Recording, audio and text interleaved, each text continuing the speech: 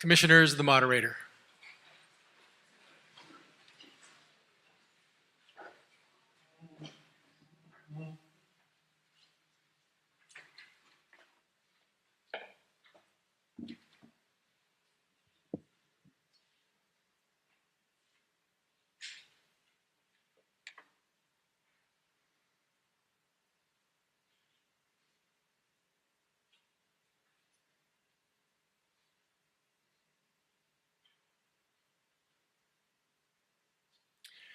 Then the angel showed me the river of the water of life, bright as crystal, flowing from the throne of God and of the Lamb through the middle of the street of the city. On either side of the river is the tree of life, with its 12 kinds of fruit, producing its fruit each month. And the leaves of the tree are for the healing of the nations. Nothing accursed will be found there anymore. The throne of God and of the Lamb will be in it, and his servants will worship him more. They will see his face, and his name will be on their foreheads, and there will be no more night. They need no light of lamp or sun, for the Lord God will be their light, and they will reign forever and ever. I invite us to pray. Almighty, immortal, invisible God, you chose to send your Son into the world, vulnerable, mortal, and visible. In Christ, you became fully immersed into the joys and indeed the conflicts and suffering of this world.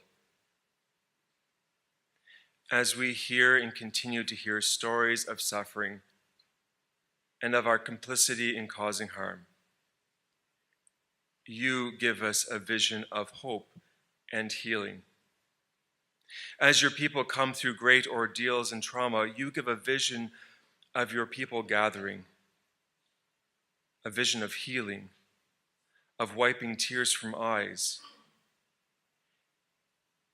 and from the darkness, entering the safety and comfort of your presence and your light, where people celebrate you in worship. As we gather this morning for prayerful discernment, let your light shine. Let your truth be heard. And let compassion guide our discussion with mutual affection for one another as siblings in Christ, seeking to do your will and walk according to your ways. Through Jesus Christ we pray. This assembly is duly constituted and competent to deal with any business that shall properly come before it. You may be seated. And first we'll invite Doug up for the business committee.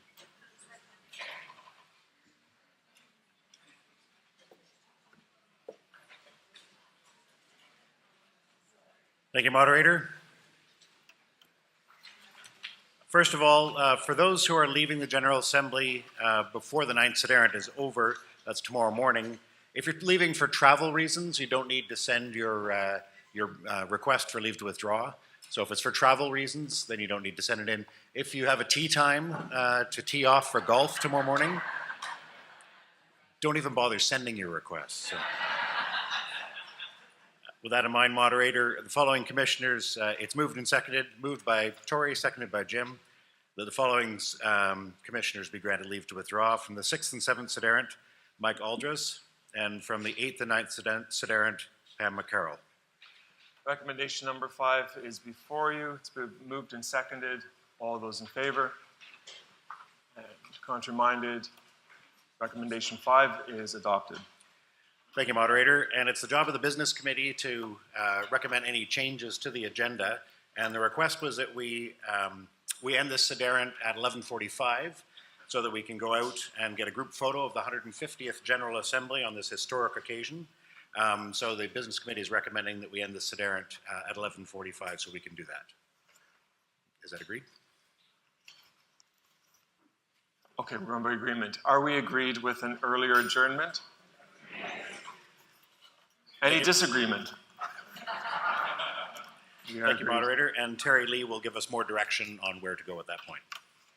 Thank you.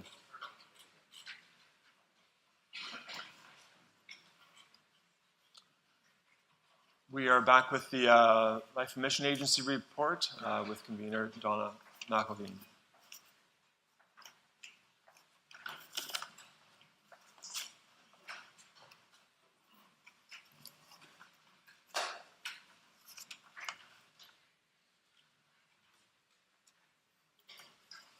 Moderator, we are picking up the Life and Mission Agency Committee report at the motion that is before us, 21, which was amended.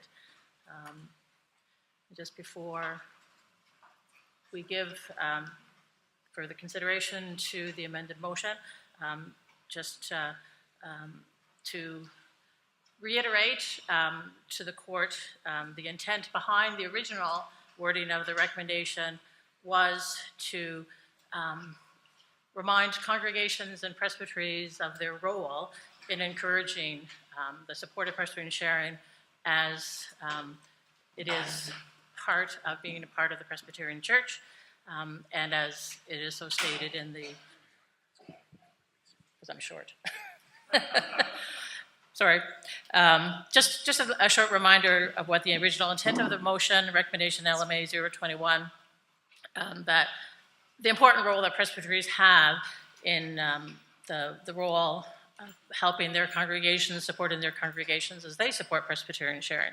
And so it was not to have a heavy hand on it, but to remind them of the importance of supporting the work that the Presbyterian sharing supports, and that, as it's stated in the Book of Forms, that presbyteries have a role, and that sessions have a role, and that those two roles go together, and that they are to report to the presbyteries already.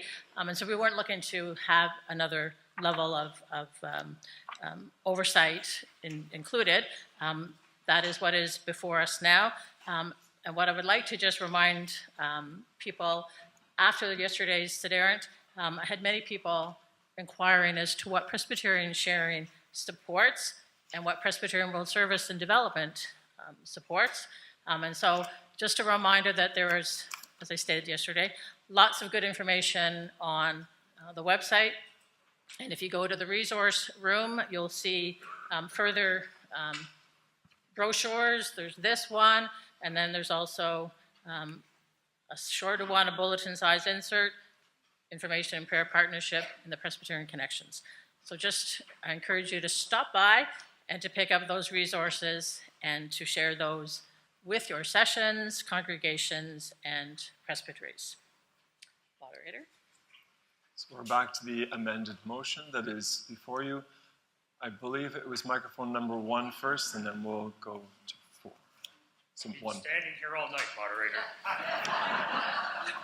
Jeff Ross from Brampton, the Presbytery of Brampton.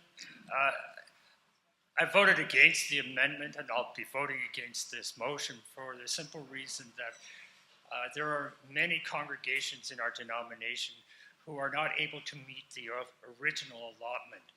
And that is a burden of shame and guilt that many congregations carry. I know this from being an intermoderator of churches that are below that line and have not been able to meet their allotment. To put a number, as one person said yesterday, at 2.5 might run the risk of lowering everything to 2.5, which I think is also problematic.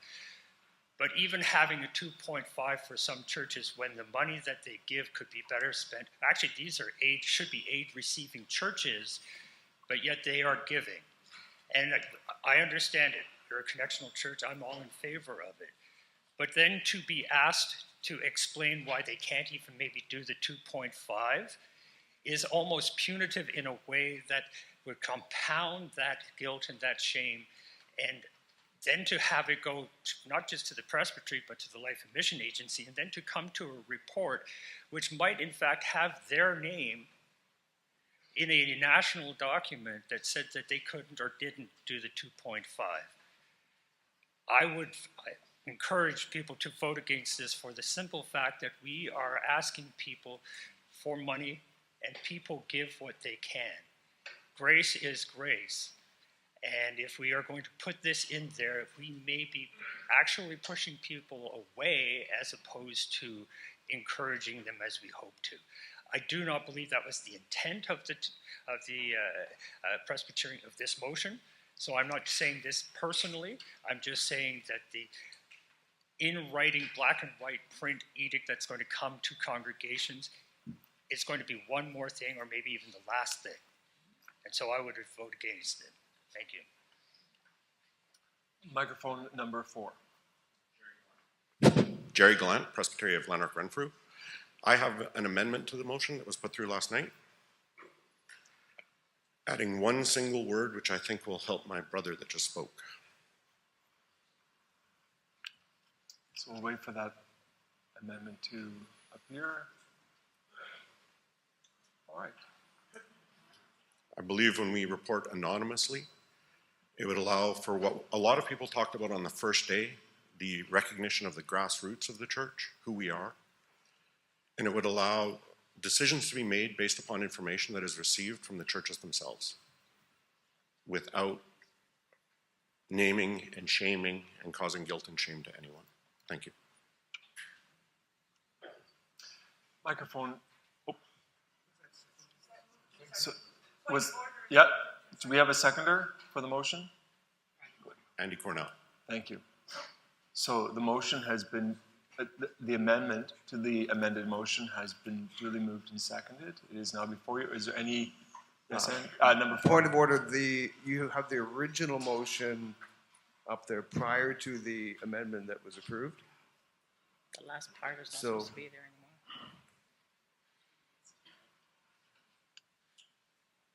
We'll wait for that correction.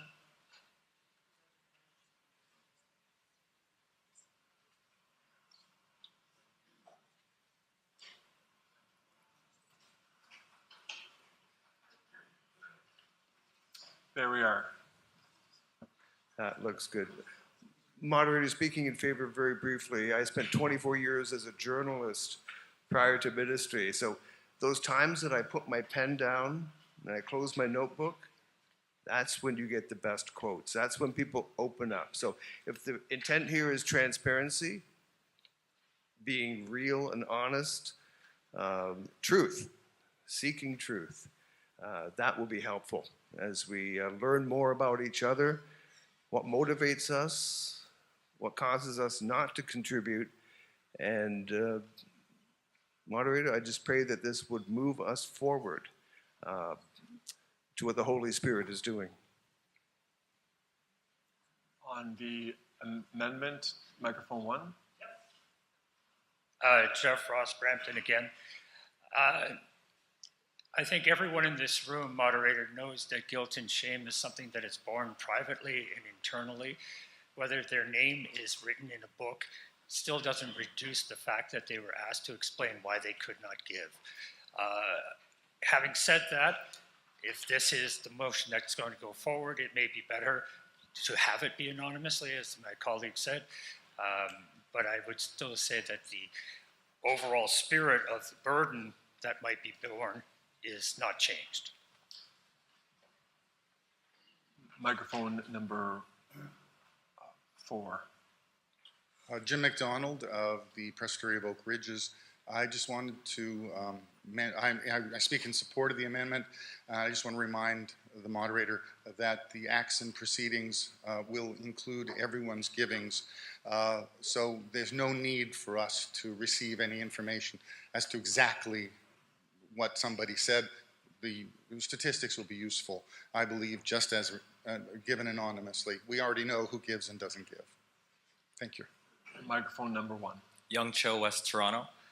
Just to follow up on that, do you not already have the information, and can you not see who's halftime and who's in a deficit, and isn't that enough explanation that maybe from there have something like this in place as opposed to making everyone sort of go through that same process, being insensitive? Are there no other comments, questions regarding the amendment? Oh, Microphone 3. Brian Nielsen, Presbyterian of New Brunswick. Full disclosure, I serve on the Life and Mission Agency Committee, and I believe part of the motivation for this motion is so that the LMA can better work with and respond to presbyteries and congregations that are having a challenge meeting this amount, and so that as a form of ministry to better understand their story, that story can be woven into the story of the LMA, and consequently the LMA and us as a denomination can better do the work of the Lord by knowing exactly how struggling congregations are struggling, since everybody's story is unique. I don't think shame or guilt has anything to do with it. Thank you. See no other persons coming to the mic. The amendment to the amended motion is now before you. Just the amendment first. Yeah, the amendment. Yeah. So the amendment. So we're voting on the amendment. All those, Yars would like to give an advisory vote. So Yars and student representatives, all those in favor? And those who are opposed? Commissioners, you have been advised. Now, commissioners, all those in favor of the amendment and those who are opposed. The amendment is carried. So now we'll go to the newly amended motion. And microphone number 2. Moderator William Ball from the Presbytery of the Northwest. As I was listening yesterday to conversation back and forth and people's concerns, a number of things came to my mind. First of all, we've talked about this year after year after year. How we work together as a Presbyterian church is collegial. We're choosing to work together. We're not a whole bunch of disparate individual congregations that say, well, yeah, maybe I'll work with you or maybe I won't. We do this together as a church, including the national church, including all the way up to national programs and so on. So this is how we work. We work together. Secondly, if I'm not mistaken, our primary relationship as congregations is with the presbytery. Not the only one, but it is the first one. And that's where the conversation needs to take place with the presbyteries, so that we can listen to one another carefully, help one another, try and understand one another, including the situations that some congregations are in that they cannot give more. But there are some situations where congregations are choosing not to give. And we need to understand that and understand why, and have that conversation about what does this mean for us as a whole church. Thirdly, I think the conversations need to happen sooner rather than later. It's unfortunate in my own situation where conversations like this have been put off to regular congregational visits, which could be years down the road. And so we don't have that conversation when it needs to happen. Fourthly, by fewer congregations supporting Presbyterian sharing, what it means is either a greater burden is put on congregations that are already giving, or the work of the national church that we together agree that we need to do is severely limited, the missions and the ministry that we engage together as a national church. And so there's a number of parts of this amended motion that I'm not particularly happy with, because I think the conversation really needs to be locally.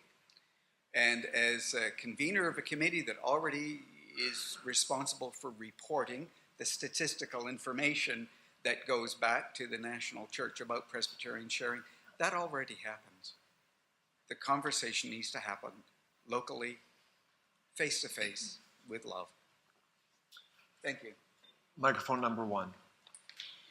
Margaret Mullen, Presbytery of Winnipeg, Minister of Place of Hope Indigenous Presbyterian Church.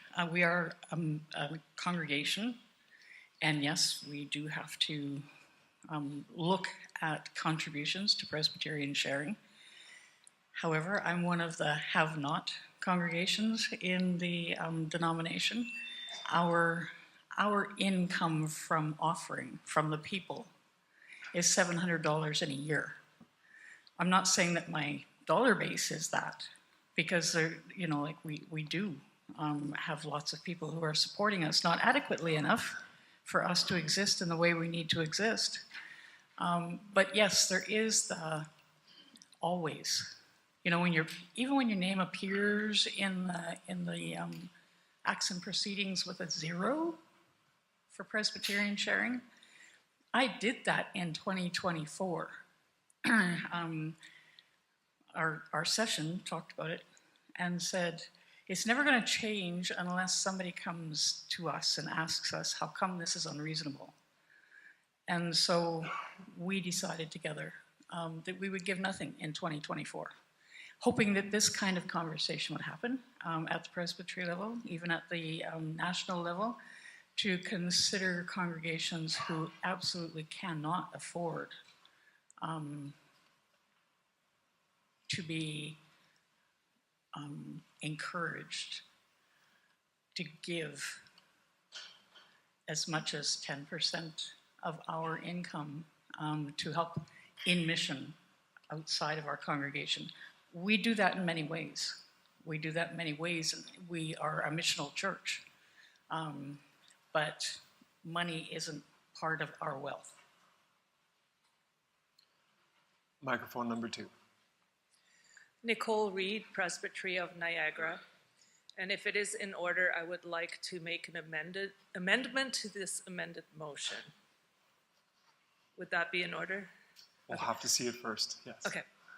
I would like to propose that all congregations provide an explanation to their presbytery and so on, so that we don't only hear the stories of why somebody can't, but also why some churches choose to give 10, 15, or 20%. And I think that would, and also do that information anonymously, but it would provide... So, just a question. Did you have a written amendment? I don't. This is... Oh, okay. Yeah. So I would strike... So we need to have the motion seconder and the wording for the amendment. That's the only... Yes. So, okay, so I need... we just need to know what the exact amendment is. I would second that motion. Okay, then let these guys do the wordsmithing. Okay. All right. I think we are about to have the proposed amendment before us. The amendment to the amendment to... Are we on an amendment to the amendment at this point? We are on an amendment to the amended motion. Okay, yeah, thank you. Amendment. So we're discussing the amendment that is now before you. Did you wish to add any further comment to your amendment? And microphone number 2. Oh, we're good. So you've had a chance to review that. Any comments on the amendment? Microphone number 4. Jim McDonald, the Presbytery of Oak Ridges. I'm sorry, but I have to speak against the amendment. My background in marketing tells me that this is not statistically usable data that is going to be useful to the LMA. This initiative, it would seem to me, would be about not those who cannot give and their relative level of shame per se, but about those who choose not to give. And so, as the Book of Forms and our church requires us to support our denomination, this is how we do it. And those who are not prepared to give should at least tell us why. And so, if you don't mind, I don't believe that this is helpful from a statistical marketing, trying to figure out what we're doing basis. I think it turns this whole thing into an amorphous blob. Thank you. So the comments regarding the amendment. All those in favor of All those in favor of the amendment? And those who are opposed? That's a count. All right. So again, following the honor system, at this point, we're going to have to do a standing vote. Hold your cards up. And please remain, you'll have, for those who are going to be, sorry, let me clear in my mind first.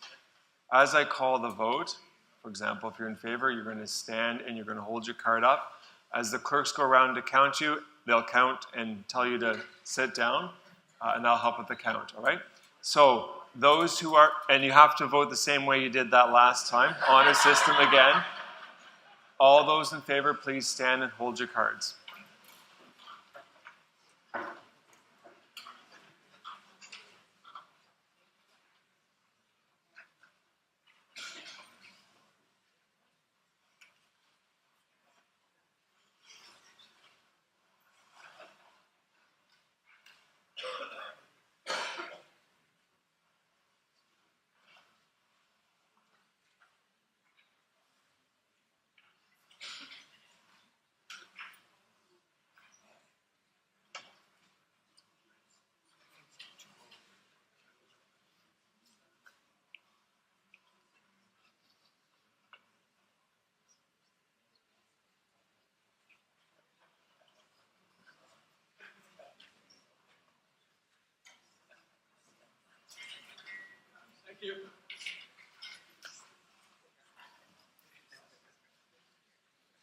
Okay, and now those who are opposed, please stand and hold your cards.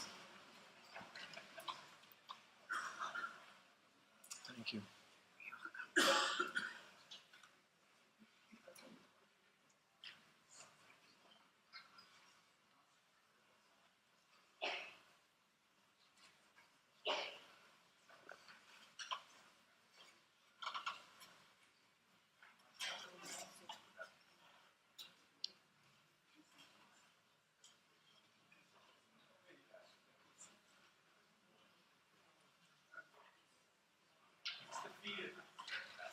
So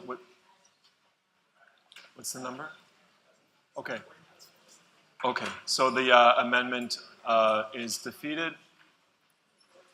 Thank you. We're now back to the amended motion. Comments on the amended motion? See some movement.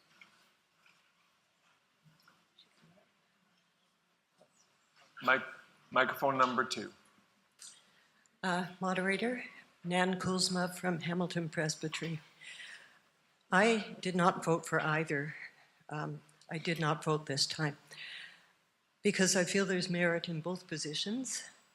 It seems to me that there are two approaches to the intention. One is to gather statistics, and those have value, and another to hear the narratives from those congregations that have difficulty meeting the requirement. And those have value as well. And what I wondered was if there is a way to combine those two approaches to this intention. Microphone number 1.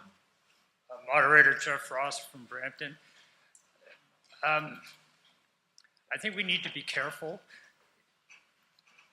I abstained from the amendment to the amendment because the amendment I'm not going to vote for, and it wasn't going to change it. But I'm concerned every year, every congregation sits down and has a conversation about what their givings are. And if we then ask the people in our congregations why they did not give, they will not give. We do have to, with respect to my colleague, shame is a real thing. Guilt is a real thing. It is a burden. It is something that will turn people off. If this is a marketing or a data mining exercise, let's detach it from this without it being an onerous thing for congregations to do. If we're trying to find out why people, the 27% that are actually we're talking about here, based on your statistics, that's a chunk. And I get that you want to know why, but maybe you could actually talk to the congregations rather than it being a mandated thing from on high, which will come out as printed things, which will then become a barrier for communication. So I'm going to vote against the amended motion, as I would have voted against the original motion, for that simple fact. Microphone number 3. Randy, no, that's the echo. That's me talking. Okay. Never spoken at General Assembly before. Randy Benson, Grey Bruce Maitland. I'm the minister of 4 churches, and I got my start in this charge by means of a grant from Presbyterian Sharing, and my 4 congregations are immensely grateful for there being such a thing. That said, they are not able to give that 10%. Most of them hit 25%. If I were to come to them with this motion, they're not going to hear this good. They are not. And it will cause shame. It will cause guilt to some very kind people. If this is indeed a data mining exercise, then put a survey out to the whole church. Make it go through the presbyteries down to each congregation and make the presbyteries responsible for being the ones to make sure every congregation has answered, and from the presbytery level up, make it anonymous. Churches are not businesses. Business ways don't work. Marketing ways don't work very well in congregations because of the faith aspect. I have to vote against this as someone who's very appreciative of the role that Presbyterian Sharing plays in our denomination and in my life. But I mean, be reasonable. If something like this has had to go through the amendment process so much, there must be something wrong fundamentally to begin with it. So let's just kick it back and come up with something that's going to ask everybody in the denomination. Thank you. Back at microphone number 3. Oh,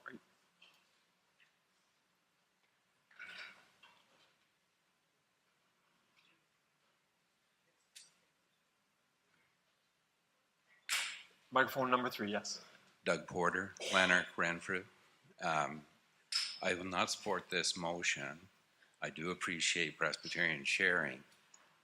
I just think I don't see the value proposition for the investment to what we're trying to address. So I think there is another way to address it. I'm not going to propose that here, but for that reason, I won't support this motion. It's the value proposition, the energy that will go into this, possible negative energy created, and could be better, done in a better way.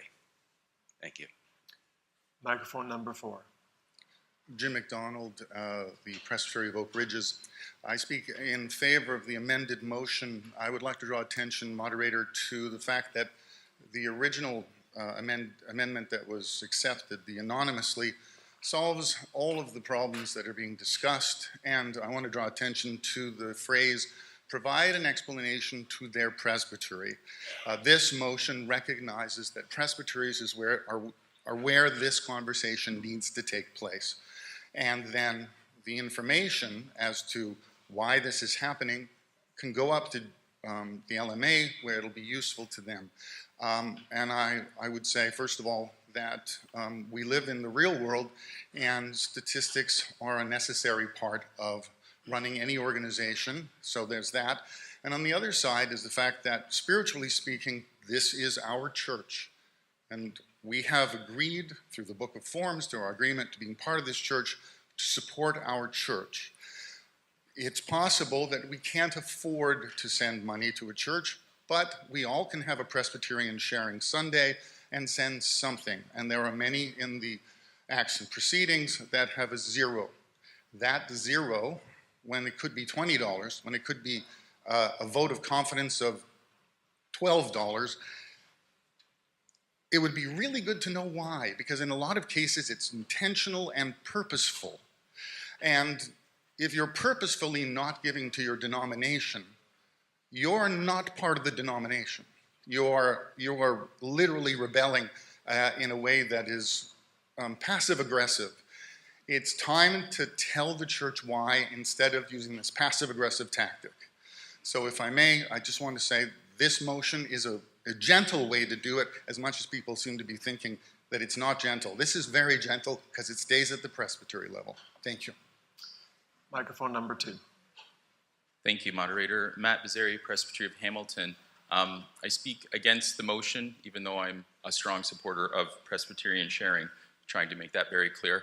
But I think in many of our churches here, many of us are experiencing 7%, 10%, 15% drop in our revenues as well. And the response that we are given and the encouragement that we're given is to be creative. Be creative with our buildings. Be creative with other revenue sources. The one thing that I'm concerned in the report is that I didn't see any signs of how is Presbyterian sharing being creative in generating new sources of revenue, because the one area that there was an increase was in individual givings. And so if we are forced to go out and be creative with our revenue sources, I'm wondering what is the proposal other than, because again, the approach taken, if I took that as a minister with my congregation, it wouldn't work. But now from on high, this is coming down to us to go to our congregations, and we're expecting it to work.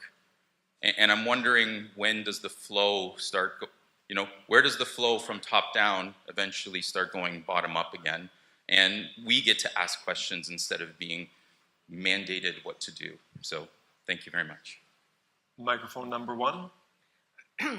Candy Grant, Presbytery of East Toronto. I'm going to vote against this motion, and I think that the difficulty that I'm having from this perspective, and I always look to Guy and the PWS&D because he always says, life isn't as bad as you think it is. And I'm finding that when I'm looking at this, excuse me, I'm not understanding what the root cause is. What is it that we want information about and why? And is it just because Presbyterian sharing has commitments that the donations are not supporting? Or are we really interested in knowing how Presbyterians across the church are sharing? And so there are initiatives that are defined by Presbyterian sharing, but I suspect that if we talk to congregations, there are lots of local initiatives that they're supporting. And I don't have a suggestion other than it would be really nice to present it in a positive way of being able to gather the information. How is your church sharing and define the criterias of what it is that you're looking for. So I'm voting against the motion, but I feel that if I was in a position, I would just like to refer it back to the LMA and say, could you give this further consideration and come back to us with presenting in a more positive way, understanding what the root causes are of it. Thank you. So, Mark, are you making a motion to refer back to the LMA? Can I do that? Given that you mentioned refer back, it would be appropriate to make a motion to refer this motion back to the LMA. I would like to refer this motion back to the LMA. So we'll take a seconder who's at the mic.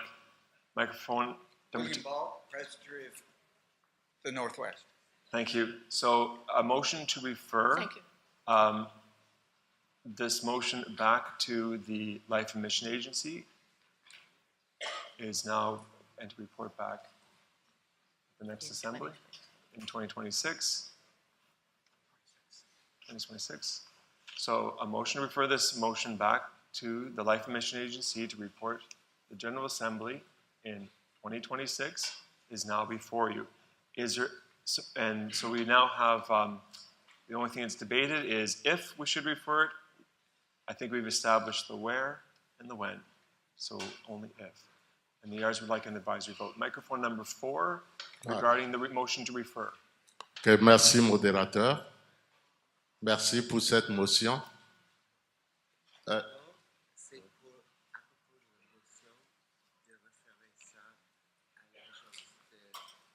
Oui. Merci beaucoup. Et moi, je crois que cette motion a bien sa place parce qu'elle est soutenue de nous, parce que nous expliquons à nos fidèles ce que Presbyterian Sharing fait. Nous leur expliquons que cela permet à l'Église presbytérienne au Canada d'aider aussi les autres, de partager avec les autres. Ce qui fait que nous soutenons, quand une Église ne donne pas, il faut nécessairement que cette Église dise pourquoi elle n'a pas donné le montant, quelle explication consistoire. Ça, c'est tout à fait juste. Et je crois que c'est normal. Nous sommes dans la communion fraternelle. Vraiment, merci. Nous soutenons ça, l'idée.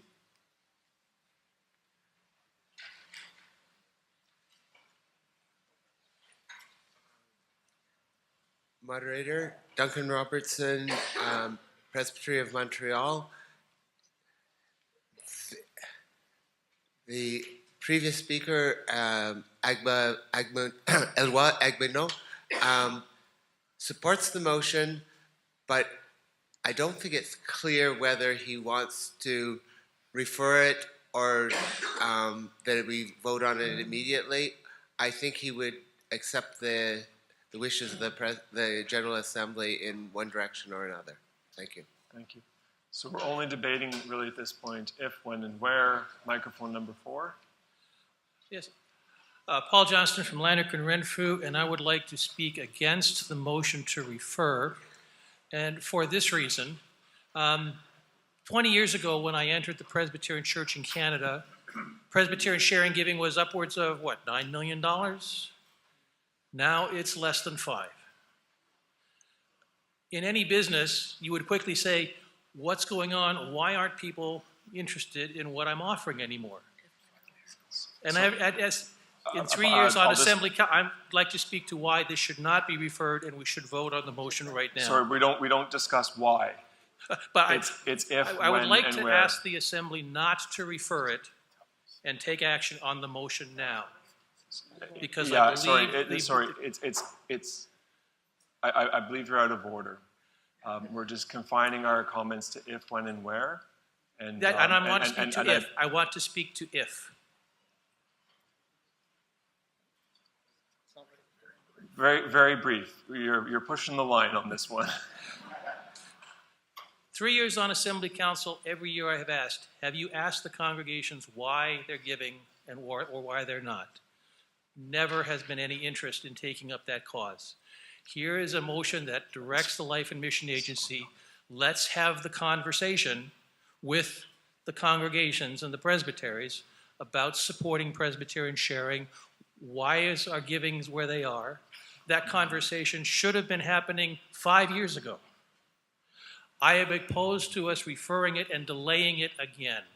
I would rather see the Assembly clearly say, we need this conversation now. The grassroots and the national office need to be talking to each other, not at each other, and we need to build these bridges of conversation and accountability up and down. And that's why I say we need to vote on this now. Thank you. Microphone number 2. Jim Billington from West Toronto Presbytery. I speak in favor of the motion to refer this back to the Life and Mission Agency. I'm fully supportive. I think what's behind all of this is we just want to know why people aren't giving to Presbyterian sharing and provide some pastoral support, as needed. But you can't do that through a motion that sounds like a financial motion.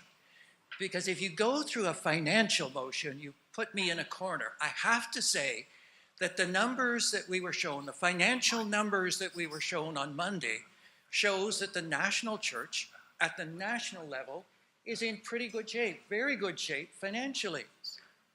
And this motion was going to have all this reporting, all this work, every church reports to Presbytery, Presbytery reports to General Assembly. For what? Just for a little bit more money at the national level when we already have more money than we really can deal with right now. So if the Life and Mission Agency wanted more money, needs more money, then just a funds transfer at the national level would work, right? So we need to ask the question directly. Why are congregations not supporting? And why, or what can we do to help? Not some sort of financial motion. Thank you. So we do, that if makes things a little iffy. So we do need to keep our comments, the debate on this is quite limited. So, kind of like we're feeling out of our depth, so we should refer or we should continue the conversation. That's the if question. So if, when, and where, try to keep your comments very concise to the motion to refer, not the content necessarily, in getting into the weeds of what the motion was, if that makes any sense. We're in a bit of gray area, but we do need to keep our comments brief and to the if, when, and where about referring it, not so much the content as much, although I know that does blur the lines a bit. Microphone number 4. Andy Cornell, Presbytery of Essex, Kent, speaking against the motion, speaking to the if and the where, very briefly. If, well, LMA has come to with us with a recommendation. Why are we giving it back to them? They're seeking information, they're seeking action. And the where, well, it should not be going back to LMA from where it came. It should be going to the lower courts of the church. Thank you. Microphone number 1. Candy Grant, East Toronto Presbytery. Can I ask a question and help me with point of order? So I made a motion to refer. Although listening to all these conversations, I'm wondering if I should have made a motion to lay on the table. Because, and I'm not sure if can I tell you, can I expand on that? But I'm trying to understand what I could do next. So, yeah. So, yeah. The motion is simply to refer back. And there's various mechanisms by which other things could be doing, like lay on the table. And lay on the table would be something like, there's just something in terms of the wording that could be sorted out at the next Sederunt. We've been at this one for a little bit, and we've been making amendments to the amendment, back and forth, wordsmithing quite a bit, to the point that I made that comment about being competent to deal with the business that properly comes before us. There's a certain point in which the Assembly might feel we're starting to get into the weeds a bit too far, that we are maybe not competent to really deal with the matters before us. And so we do motions like, let's refer back. The LMA is here to hear the comments and to kind of give some time and energy to hearing those comments and reflecting upon them and coming at this maybe differently or maybe setting it aside. So it gives a chance for the committee to review this matter more fully by referring it back. Lay on the table is one of those things like, we think we can solve this pretty quickly within this assembly and come back later, but the motion to refer is, this needs to go back to a committee to consider in depth. So that's kind of where we're at. The assembly is now testing, is this starting to get beyond what we're competent to do at this particular moment? That's not a judgment, that's a... So here's my difficulty. The words refer back were spoken, and I'm thinking that I should withdraw that motion, and the motion should be lay on the table. Because the feeling where I have is that it should be resolved. It should be resolved here, but I feel that it's the Life and Mission Agency that could do well to reconsider the wordsmithing as opposed to us all doing it. And that's the quandary I'm in, and I don't know what to do next.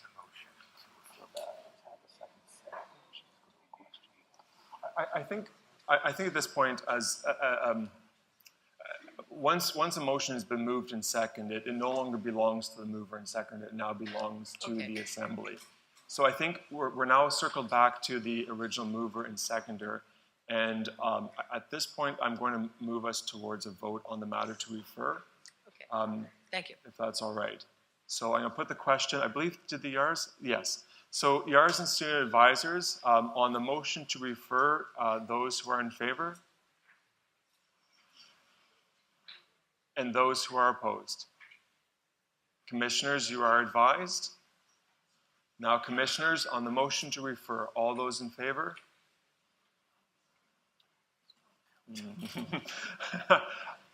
All those opposed? That carries. Yeah. So I'm half confident that it was adopted, but we're going to do a count just to be sure. So all those who are in favor, please stand with your card.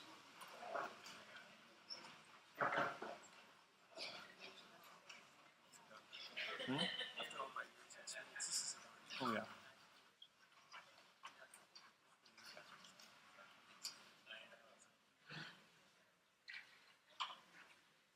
It looks different now. It's a little more clear.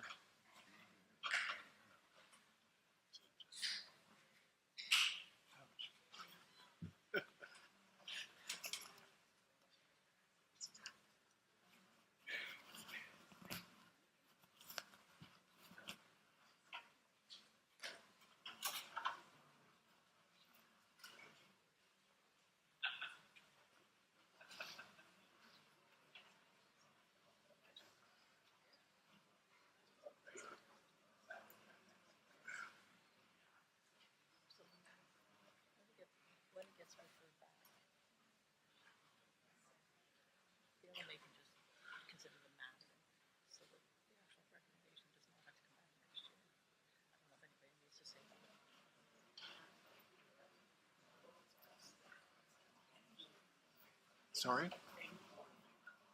Oh, that's clear then. Yeah, because the last one was. Yep. So we think we know the answer, but clearly now. But those who are opposed, please stand and hold your cards up.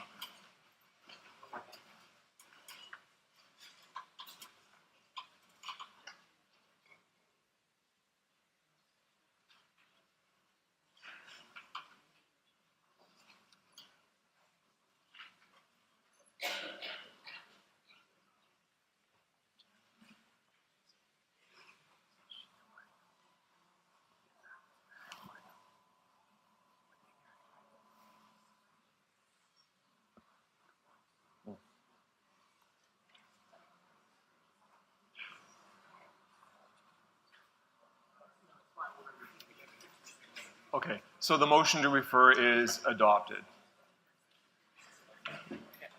Point of order. Microphone number 3. Point of order, moderator.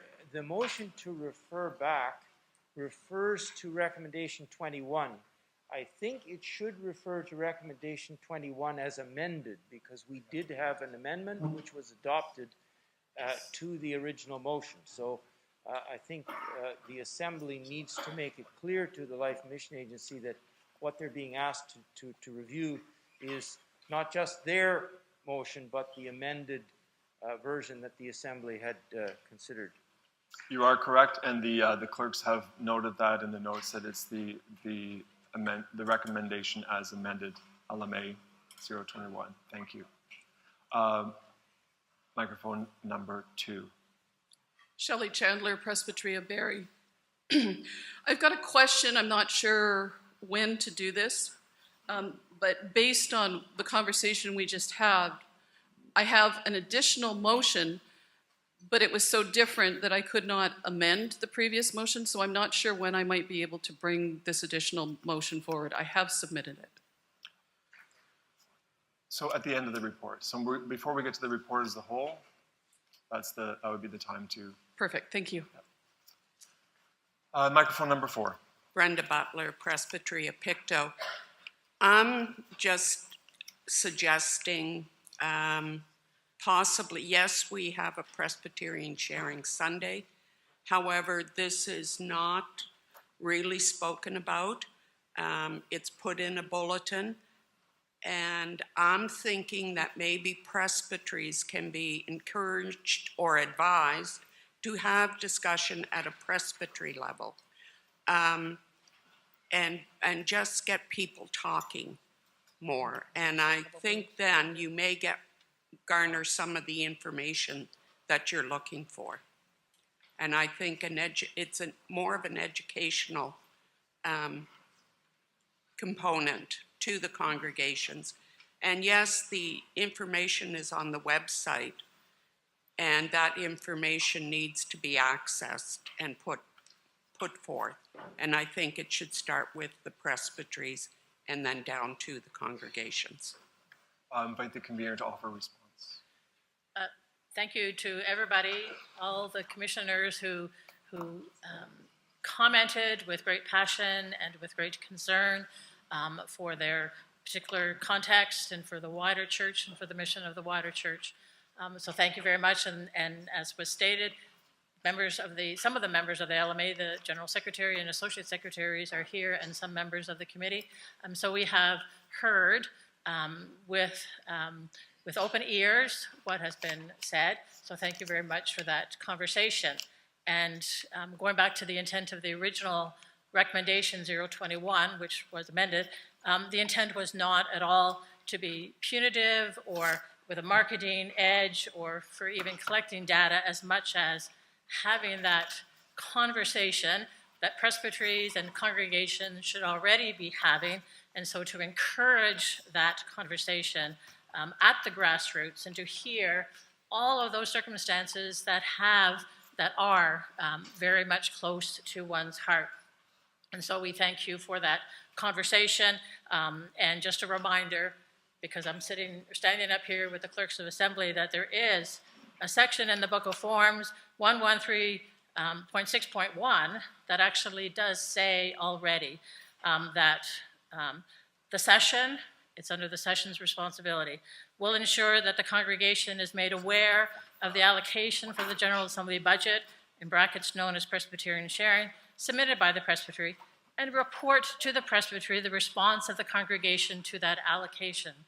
And we know that that conversation happens to a certain level, but a further conversation, further listening is what is the hope of this recommendation. So we hope and are thankful for the robust conversation that has happened over these last little while.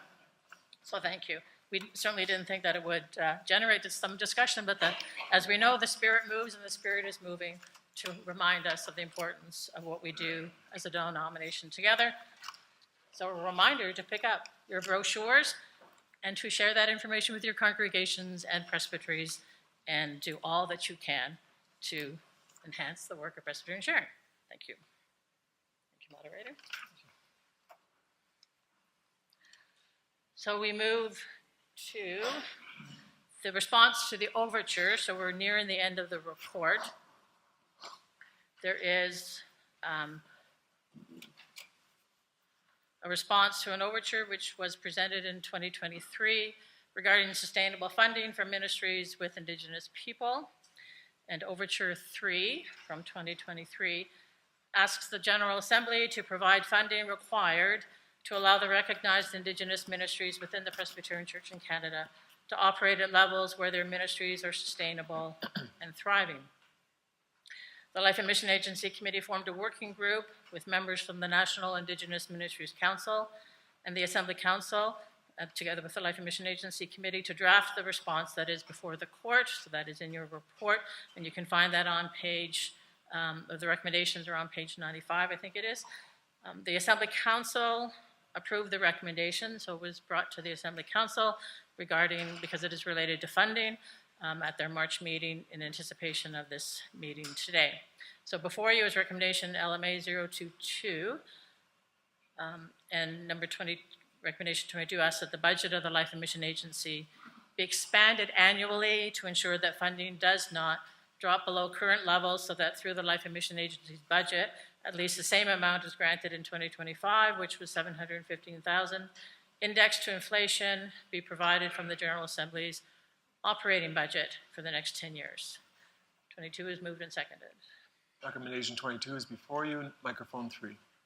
Moderator, I believe that that recommendation needs the purpose included, because as I read it in the summary of the report, it doesn't say anything about what the $715,000 is for, and I took it, having read the whole report, that you want to make sure that the General Assembly only gives you $715,000, and the Life and Mission Agency will not be sustained by that amount of money.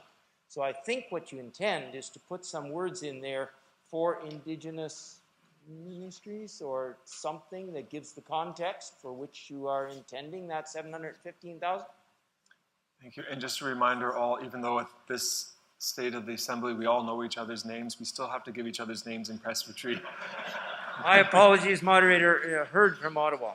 Thank you very much. Microphone number 1. I'm Margaret Mullen, Presbytery of Winnipeg. I'm one of the 8 Indigenous ministries that are affected by this motion. I'm definitely speaking, I don't know.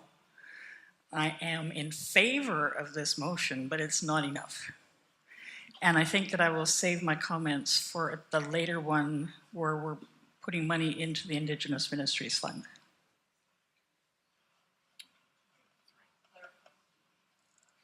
Microphone number 3.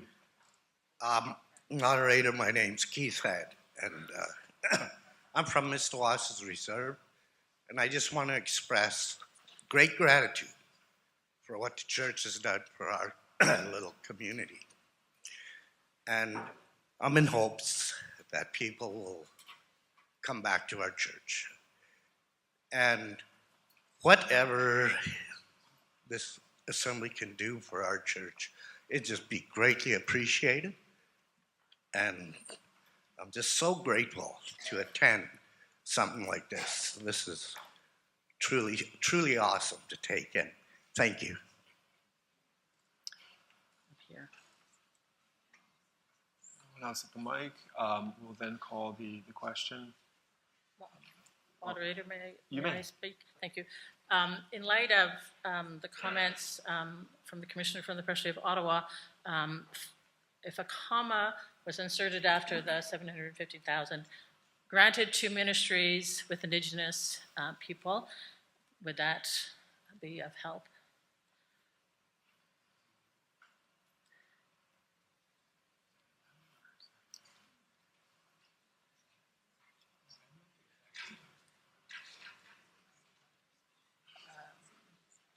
I'm sure they'd be okay with it, but I didn't ask them. Do you want me to ask them?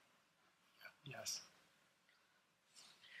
Moderator, the mover and the seconder of the Life and Mission Agency report, John Barrett and Sue Senior, would you be okay with the addition of the words granted to ministries with Indigenous people?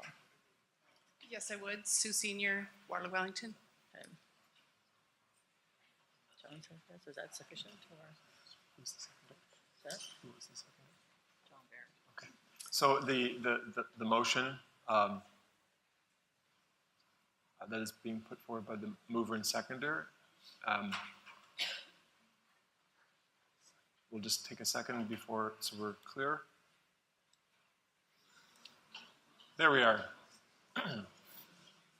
So the motion, just with that clarification, is now before you. We are at microphone number 4. Brenda Butler, Presbytery of Pictou. With this, I see that it is over and above LMA 024 recommendation. 023, pardon me. I just kind of looked ahead. So this would be, yeah.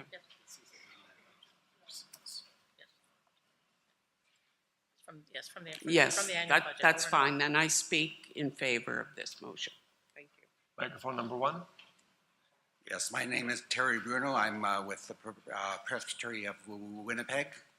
I'm also the chair of the Winnipeg Inner City Missions, and I'd like to speak in favor of this motion. I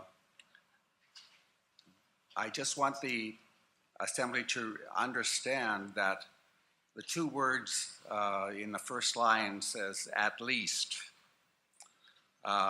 We should underline that about 17 times, I think. Our current budget for 2025 is in excess of $900,000. So please be aware of that. That's all we're saying. That we thank you for every cent that you give, and we're very pleased for that. And thank you for that. But we always need more money to do what we need to do, and we try to minister to a number of things, and I won't go through that, but I speak for all the ministries in the Indigenous area, not just my own. We really appreciate everything that's given, and I encourage people to vote for this and underline the "at least." Thank you. Recommendation 22 is now before you. I'll call the question to the commissioners. Commissioners, all those in favor? And those who are opposed? Recommendation 22 is adopted.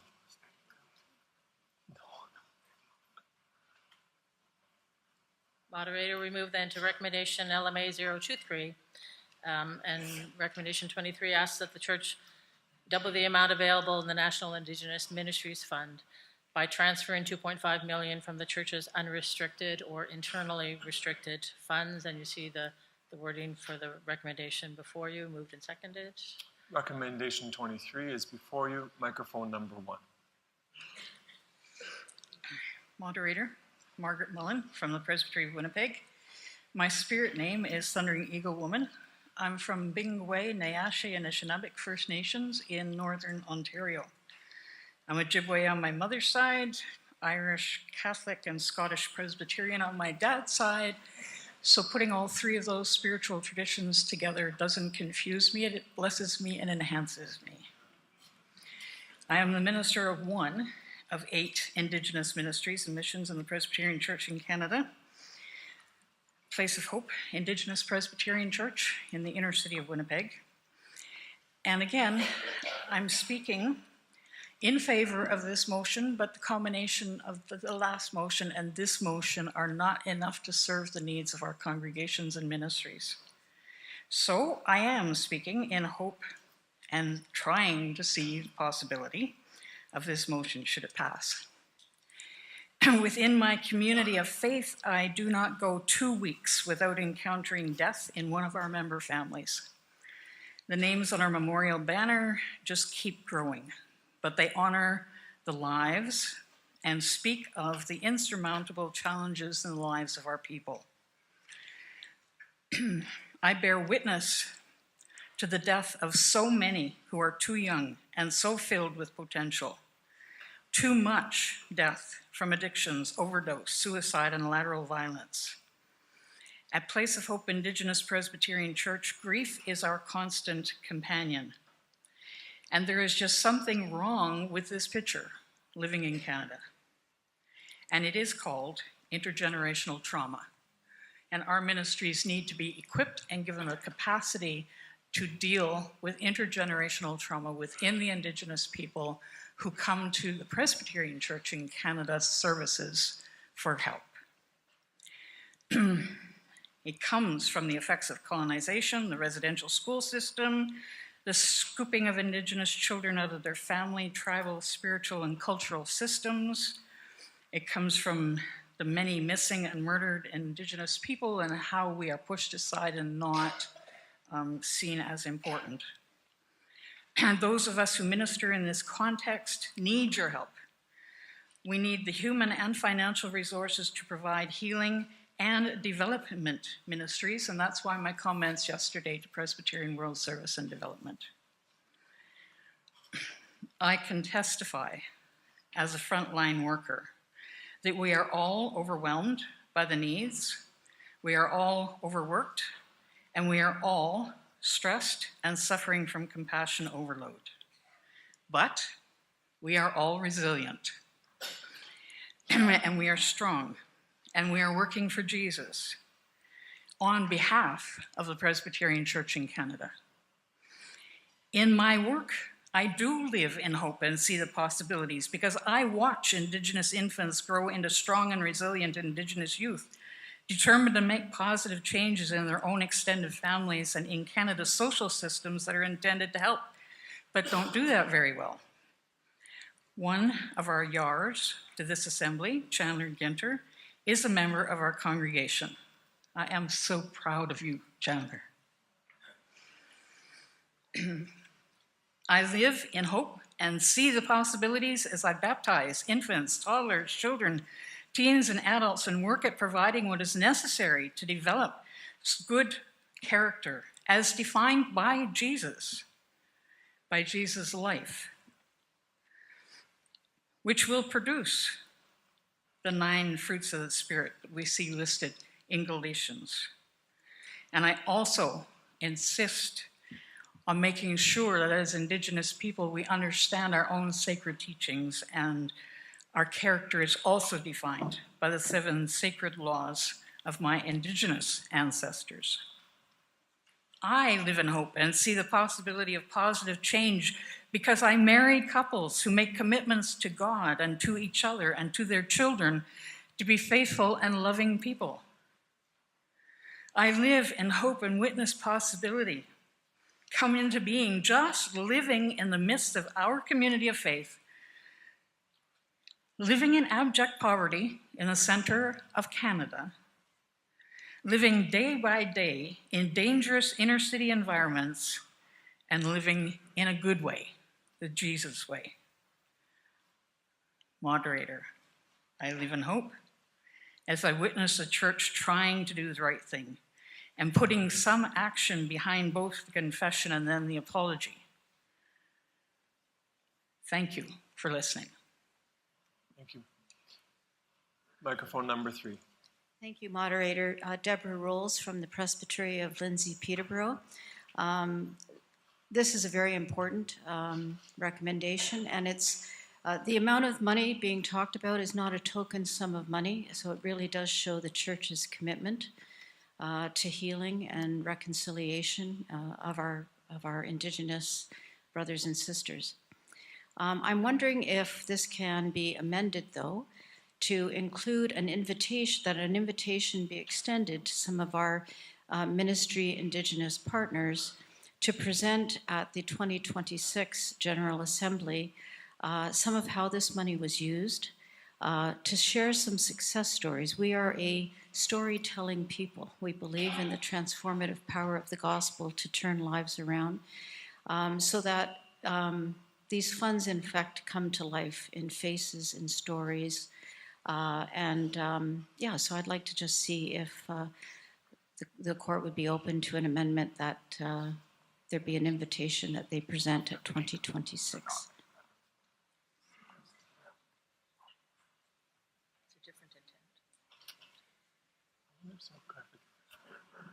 Could you? I could respond in terms of.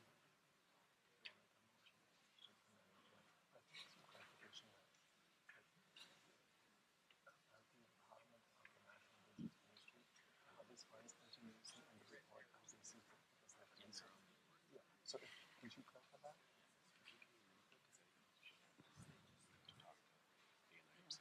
Okay. Yep. We're going to just pause for a second.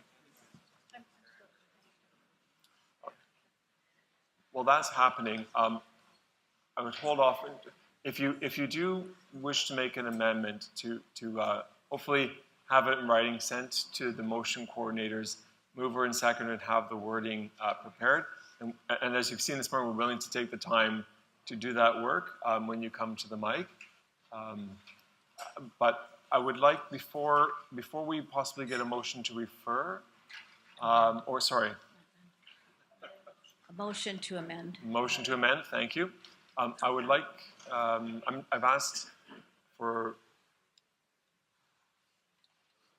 for some clarification on the National Indigenous Ministry Fund and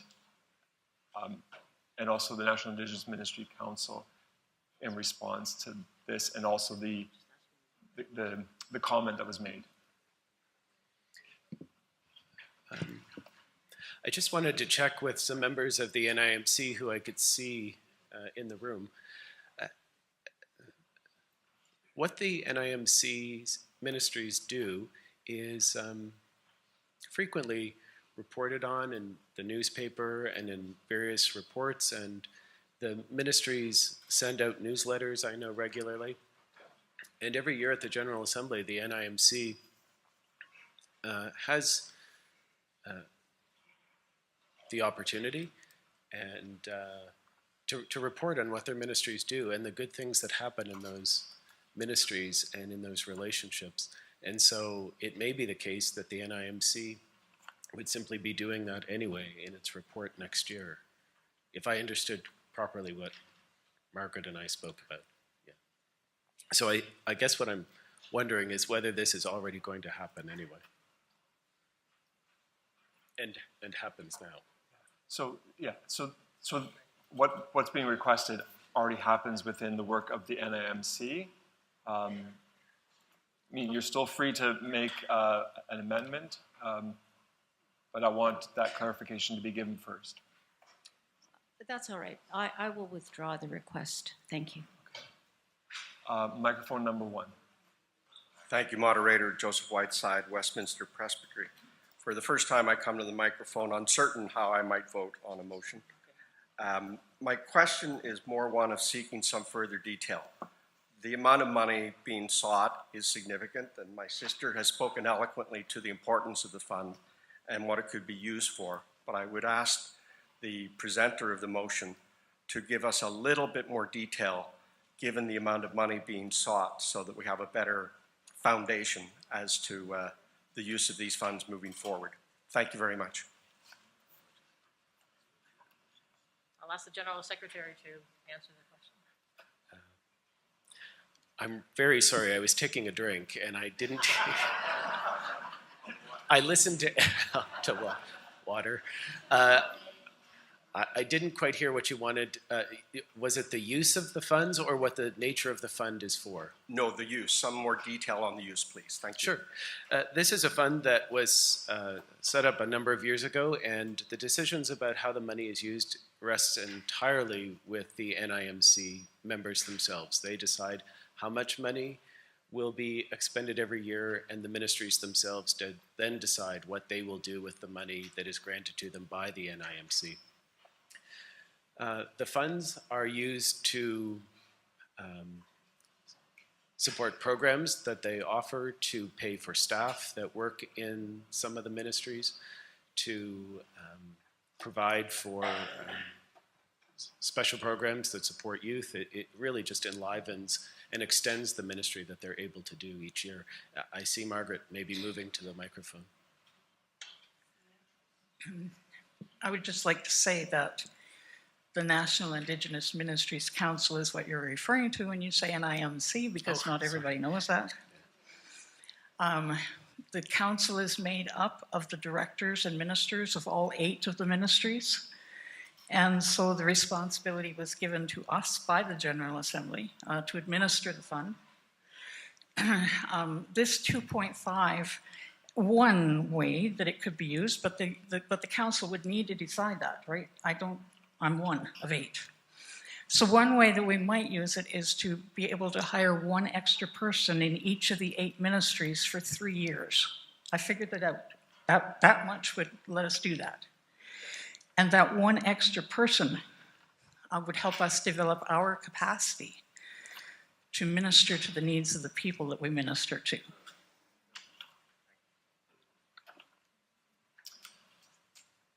At this point, recommendation 23 is before you, and I understood the YARs would like to give an advisory vote on this. If there's no other comments, we'll move to the question.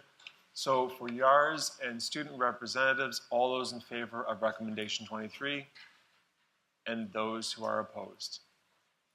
Commissioners, you have been advised. Now, commissioners, All those in favor of recommendation 23 and those who are opposed. Recommendation 23 is adopted. Moderator, move into recommendation 024, and we are still dealing with the response to the overture regarding sustainable funding for Indigenous ministries. Oh, right, sorry.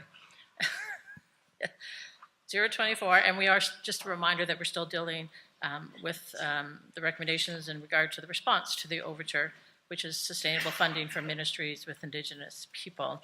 So 024 asks that the church amend the policy for amalgamating and dissolved congregation, that not less than 15% of the net proceeds from the sale of the building or land of amalgamated congregations at the time of amalgamation or in the future be transferred by the resulting congregation to the National Indigenous Ministries Fund.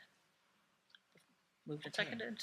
So recommendation 24 has been moved and seconded. My apologies, I didn't see the order, but we'll start with number 1. Young Cho, West Toronto. I would like to make an amendment to this motion, and I did put it up there for you. And who is the seconder? Eric Lee, West Toronto.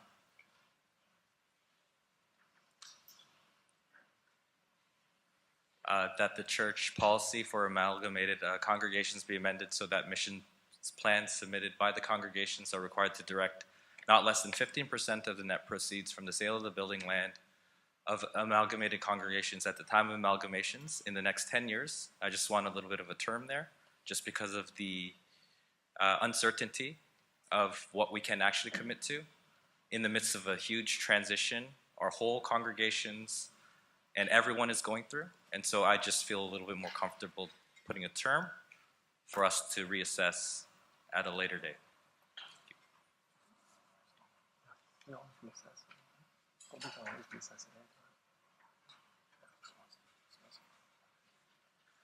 Any comments regarding the motion to amend?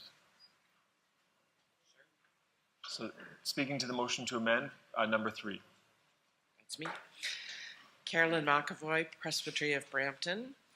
I will, in humility and compassion, speak against this amendment and the previous motion, insomuch that I have concern about how funds are being understood for amalgamations in this time and age.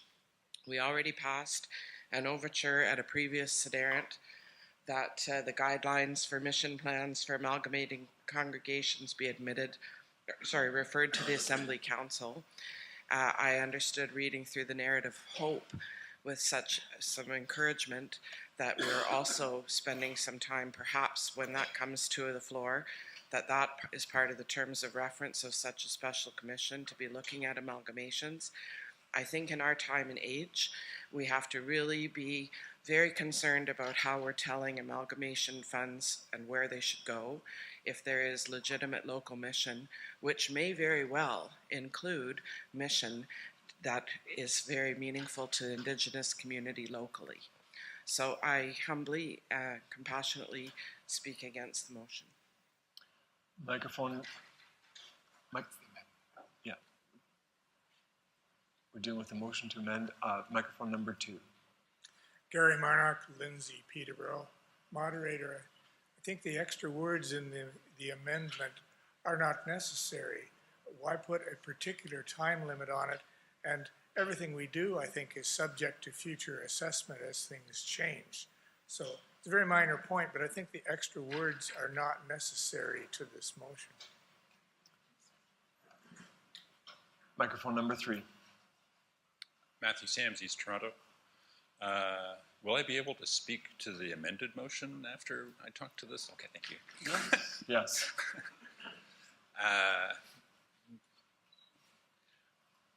We're not leaving this land in 10 years' time. We can't really put a time limit on this. Yes, future General Assemblies can come back and say, we're going to modify it. But to put a term limit on it now, I think would be counter to the spirit of all that we've been trying to do as a church. Thank you. If there's no other discussion on the motion to amend, Commissioners, all those in favor? And those who are opposed? Motion to amend is defeated. We're now back to the original motion.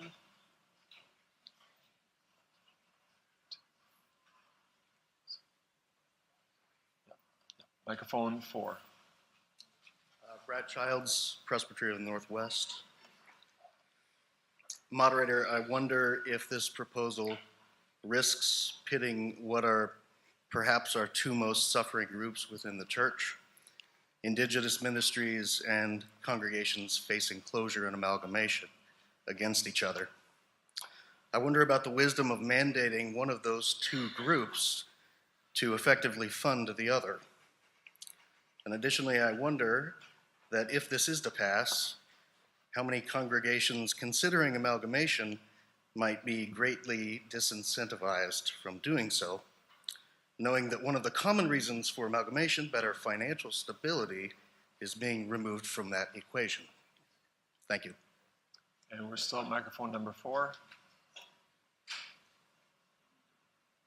We're still at microphone number 4. I saw the order in which you guys came up, so yeah. Mike Zane, Presbytery of Westminster. Just a question. I understand the current policy says that the amalgamation is encouraged to give 5 to 15% of proceeds, I assume, to the national church. So is this recommendation in addition to that, or is it in replacement of the 5 to 15% that people are encouraged to give? I just need clarification on that, please. Defer to the committee.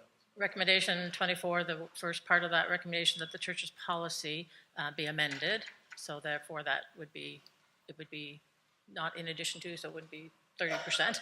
It would be, currently it does say, as you said, encourage 5 to 15, and that would be changed to 15.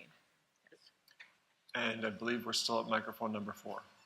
Sorry, I missed that. Sorry, John Wilson, Algoma North Bay. I missed that clarification. I apologize.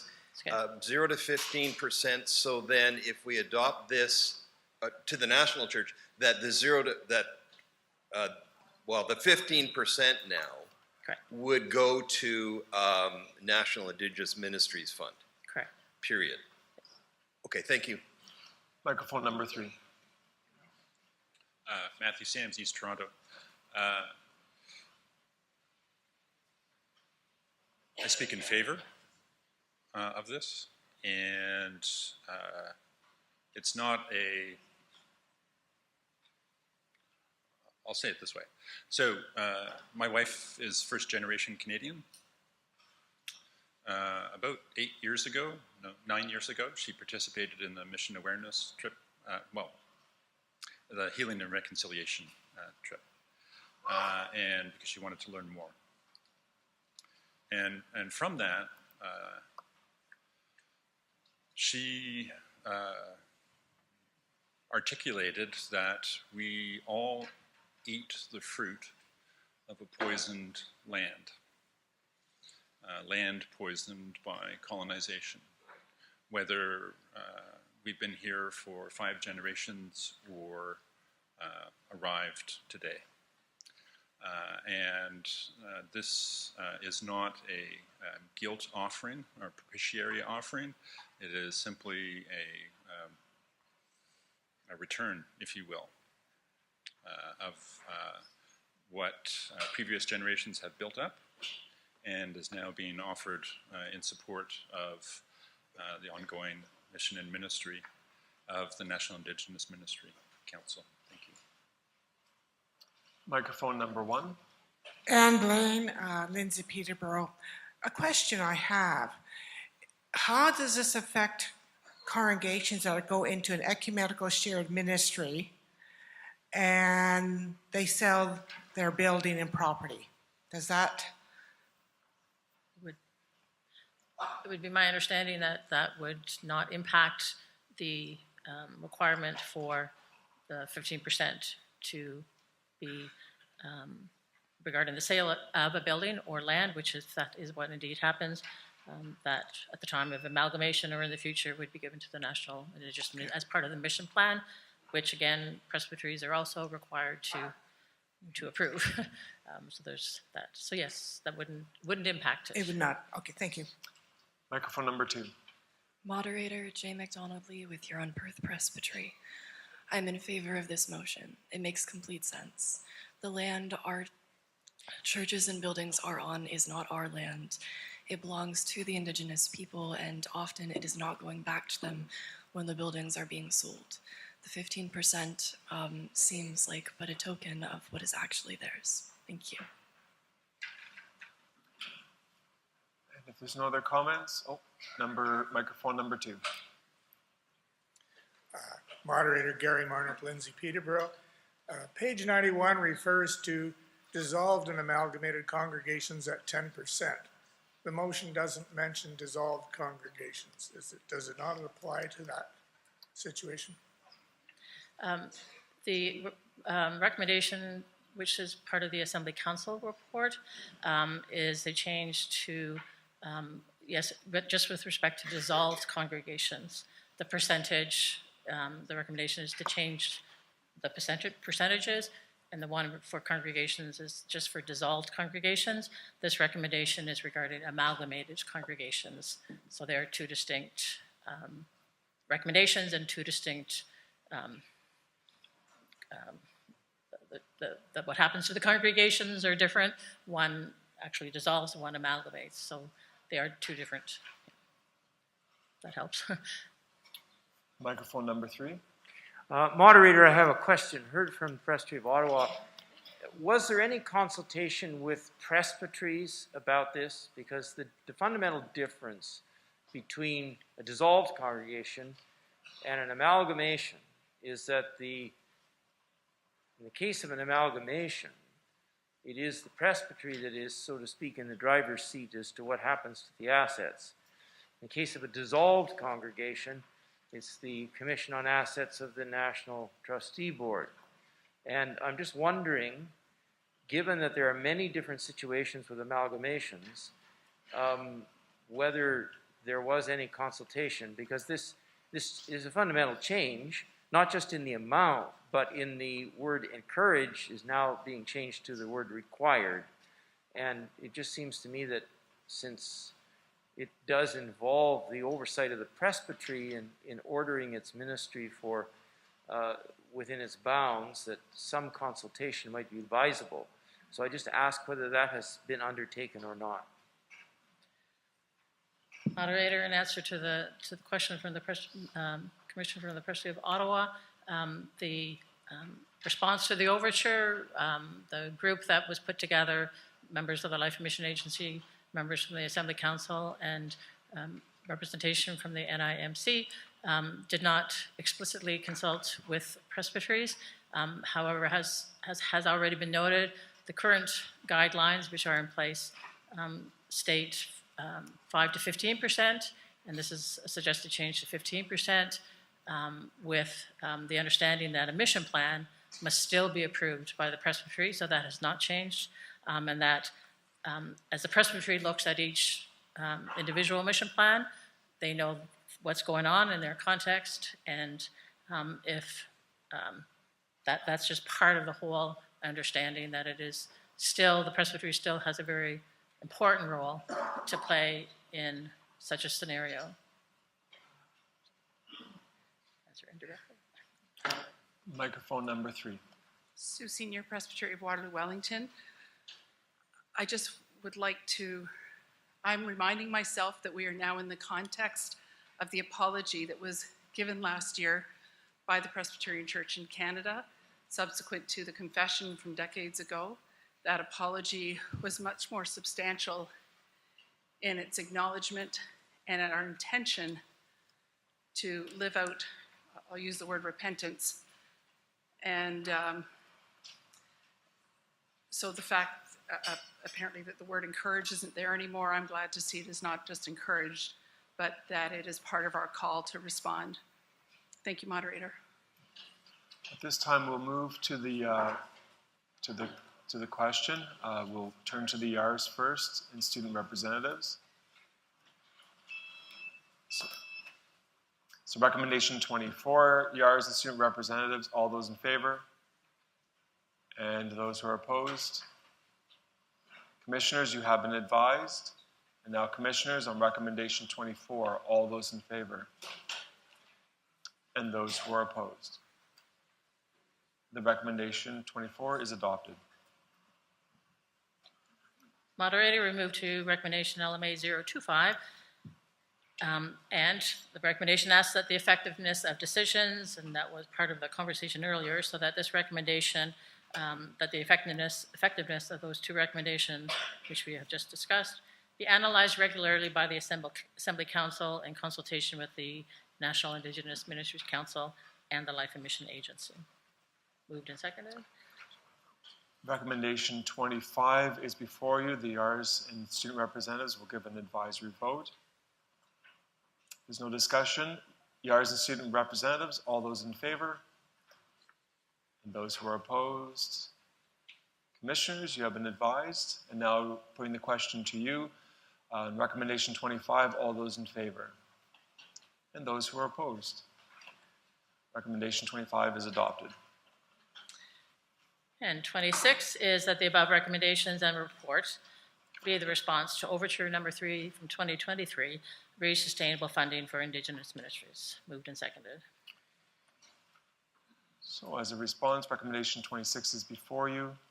Commissioners, all those in favor? And those who are opposed? Recommendation 26 is adopted. Moderator, that comes to the end of our... Oh, right, sorry. Apologies. An additional recommendation.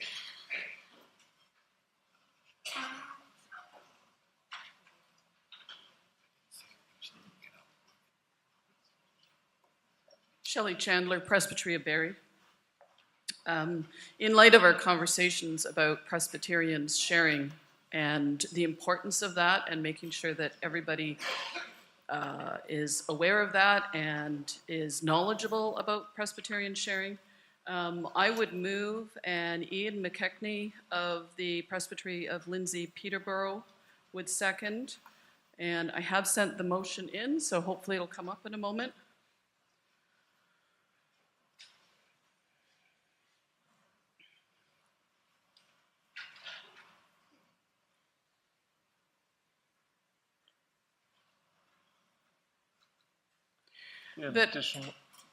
So this is additional motion that presbyteries have conversations about the value of Presbyterian sharing and fully encourage all congregations to give and encourage those who have not been, those that have not been giving to do so.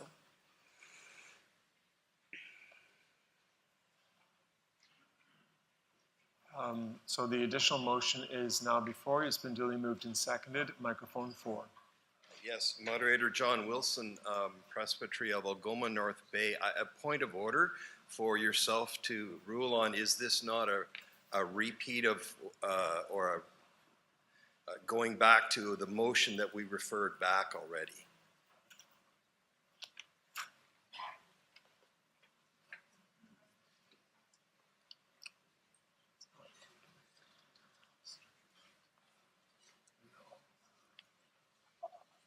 The motion, although talking about on the same subject of Presbyterian sharing, it is somewhat different, and I would rule that the motion is in order.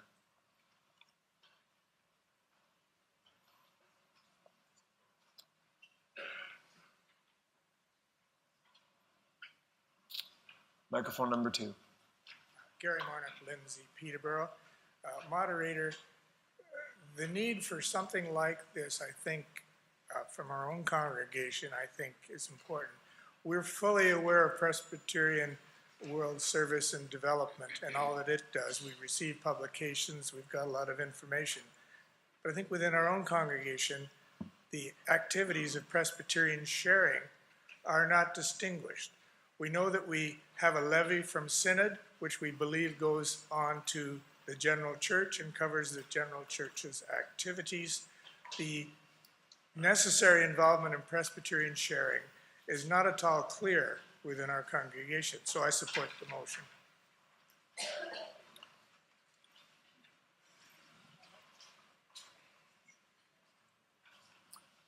Some other comments or questions? Commissioners, those in favor of the additional motion? And those who are opposed? The additional motion is adopted. Moderator, thank you. And just one more reminder, there's lots of information, and that the Presbyterian sharing allocation is a recommended allocation which comes from the Presbyterian sharing office, from the stewardship office, from the National Church to each congregation. So I'm not quite sure how your presbytery, so I can't speak to that, but it's not related to a synod, but it's a recommended allocation that comes down to each congregation based on your dollar base. Is that okay? Okay, we'll move on. Yep. Okay. So we have come to the end of the recommendations, moderator. But each year, members in the congregations across the country in the Presbyterian Church, oh, Sue was at the microphone. Sorry.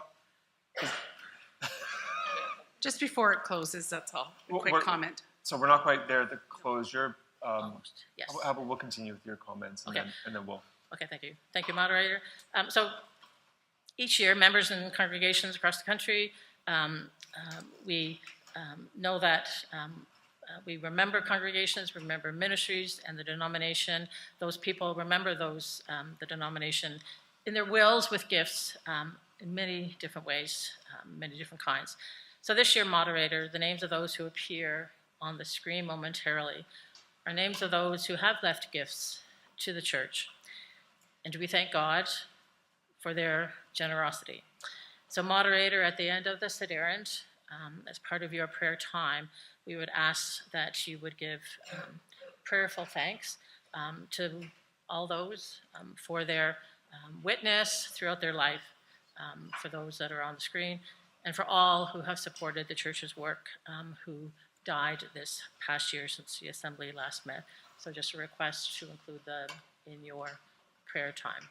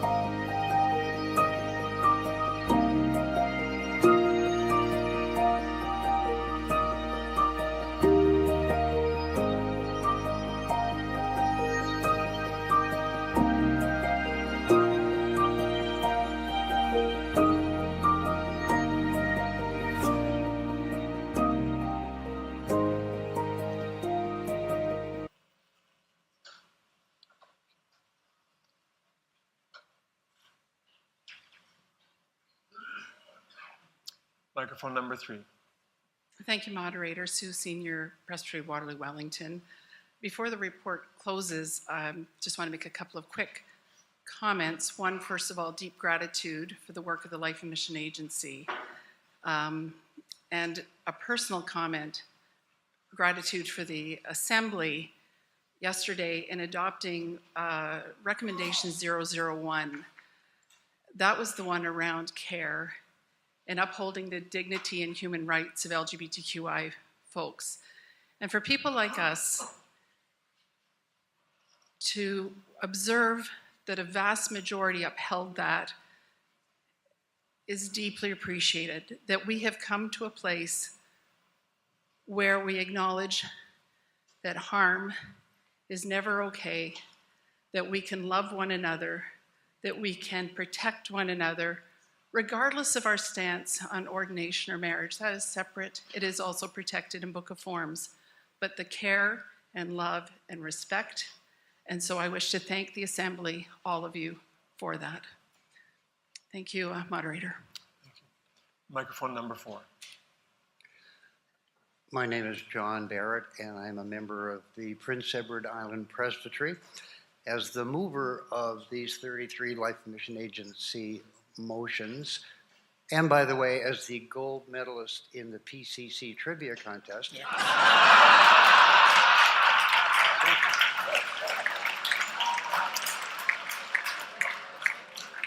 Along with my team of Christian and John Borthwick, we're very proud.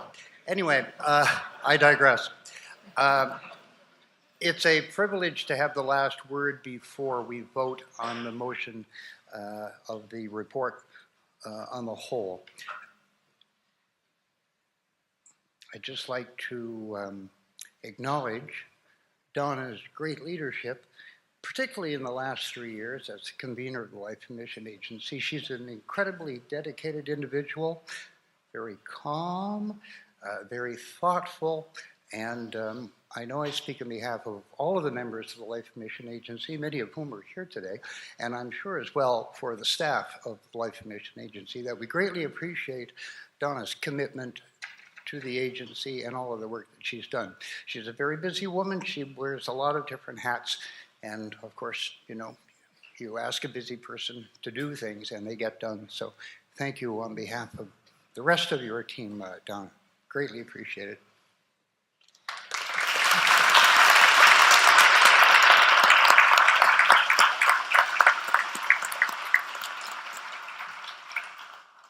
Before we get to microphone 3, the color of that medal was silver. We know who the winners of trivia was. That's on a personal note. Not to brag.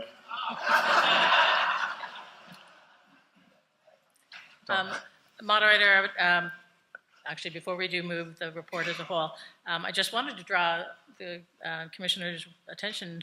If you have not read page 96 of the report, it does name all of those who are part of the team, those who are part of the staff, and also part of the committee's membership. And together, the work is done prayerfully and always seeking the Spirit's guidance. So thank you, everybody, for the good conversation throughout this long report, and also for those who have served and continue to serve the church through the Life and Mission Agency. So thank you. And moderator, the report as a whole, moved and seconded. The report as a whole has been moved and seconded. All those in favor? And those who are opposed? That is carried. And thank you for your leadership and work on the Life and Mission Agency, and also your work on Assembly Council. It's been a delight to work with you. Yes. Thank you, Jeff. Thank you. We now move on to the Clerks of Assembly. And we'll ask for Don Muir to give the report.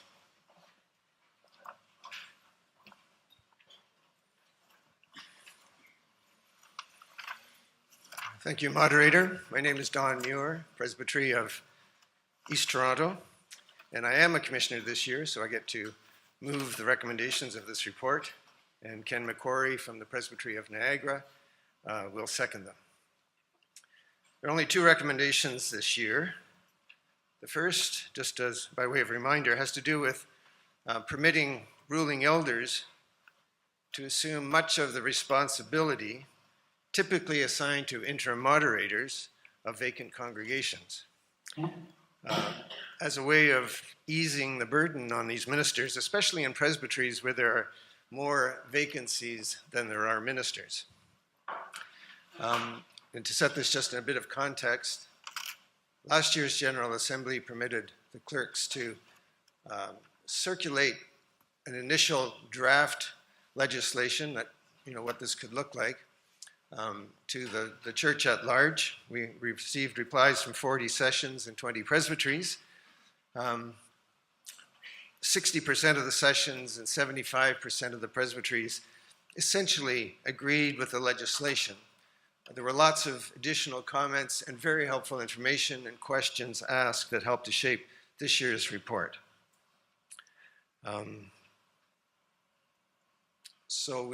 There may be questions, but there is the recommendation CLK 001 asks that revised legislation that has been worked on based on the replies we received from the church be remitted to presbyteries, and this time it's under the Barrier Act, which means it would go to presbyteries asking for their approval or disapproval.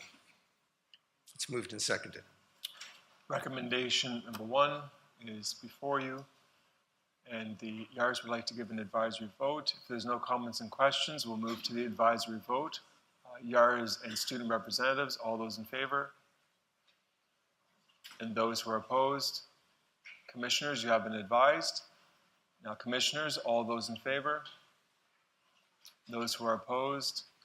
Recommendation 1 is adopted. Victor, make a note that that was adopted, just so I don't have to run over to my laptop. Thanks, boss. The second recommendation is something of a procedural kind of recommendation. It has to do with the right to dissent, which is an important part of our polity. In Book of Forms, section 91, there's a description of what that means for us in our polity. And in part it says, any member of the court who has voted on a question and is not satisfied with the decision is entitled to have their dissent recorded. As it now stands, section 8.1 permits elders who are absent from a session meeting because they're attending General Assembly the right to dissent to decisions made by the session in their absence, which means that they would have the ability to offer their dissent even though they weren't part of the discussion, they didn't vote on the decision. So it seems to us that it's an anomaly and in some ways contrary to the ethos of how we make decisions together as a body, listening to one another, praying together, reflecting on Scripture together. And so to make a dissent to a decision which you did not take part seems out of step with the rest of our polity. So we have a recommendation that Book of Forms 8.1 of the Church be removed in order to provide consistency in our dissent polity. So it's moved and seconded. Recommendation number 2 is before you. Microphone number 3. Moderator James Hurd from the Presbyterian of Ottawa. I wish to speak against this recommendation, and I have several reasons which I think the Assembly needs to have in front of it. Overture number 8 in 2019 came from the Presbyterian of Ottawa because we discovered that there was an anomaly. After the 2016 General Assembly, Section 12.1 was removed from the Assembly without recourse to the Barrier Act. Section 12.1, in parallel with Section 8.1, affirmed the right of presbyters, members of courts, who were absent with leave, that is, with regrets having been registered, or in the case of having been assigned either by the court or a higher court to do certain tasks, to retain the right to dissent for something done in their absence. I would point out that there is a fundamental principle of Presbyterian polity which is laid out in section 4 of the Book of Forms that says every member of the court has the right and the responsibility to participate in all the work of the court. And it is unconstitutional for any court to order its work in a way that deprives any member of that right. The Clark's report, which I have read and digested very carefully, has much to say about the nature by which we discern decisions, namely in community. And there is a strong reference there to the need for people to be present. However, that is not the only principle that governs the way in which we proceed to function as a court. What is being proposed in this recommendation is to undo and remove something that has been part of the Constitution of the Church long before Section 91 was last revised. I recall very vividly at a General Assembly probably 30 years ago, where we discussed at great length when reasons to dissent should be entered. And at that time, the clerks had proposed, and I supported, simplifying Section 91 of the Book of Forms to make it clear when reasons to dissent need to be entered. But at no time did we ever envisage that we would remove the right for people to dissent. And I would point out, moderator, that dissent is not simply a negative vote, or it is not simply a disagreement with the majority of the court. A dissent is entered, or should be entered, only when the member of the court believes that the court has done something either contrary to the Constitution of the Church or contrary to the subordinate standards of the Church or contrary to the will of God as revealed in the Scriptures. And what one is doing when one dissents is one is relieving one's conscience so that one can still submit to the authority of the court and not break communion with the church, but recognize that if and when the decision of the court is referred to a higher court, whether that's a church court or a civil court or the throne of judgment before the throne of God himself, one is absolved or relieved of blame that would be accrued for having done something contrary to the revealed will of God. And so God alone is Lord of the conscience and has left it free from the traditions or impositions of the laws of people. And we have maintained that right when we allow for dissent to be recorded, whether one was present or whether one was on assignment. And if you go back and read the legislation of the Free Church of Scotland or of the Church of Scotland, it was quite clear that there were times when the court assigned commissioners to go and do something while the court was sitting. And if something was done in their absence, they had the right to enter their dissent upon their return. And the way Section 8 is written, Section 8.1, is entirely consistent with that, because it says no court has the right to sit while a higher court is sitting unless they have the permission of the higher court. And 8.1 says, notwithstanding that, all sessions have the right to sit during General Assembly, provided that elders commissioned, not by the session, but by the presbytery, to go as commissioners to the highest court, where we are now in the General Assembly, retain the right to dissent from actions done in their absence while on commission. I would submit, moderator, that it is not wise, it is not right to remove Section 8.1, and I would further submit it's not competent to do it without going under the Barrier Act. But I'm not going to propose that this be sent under the Barrier Act. I'm simply going to request prayerfully that the Assembly simply defeat this recommendation.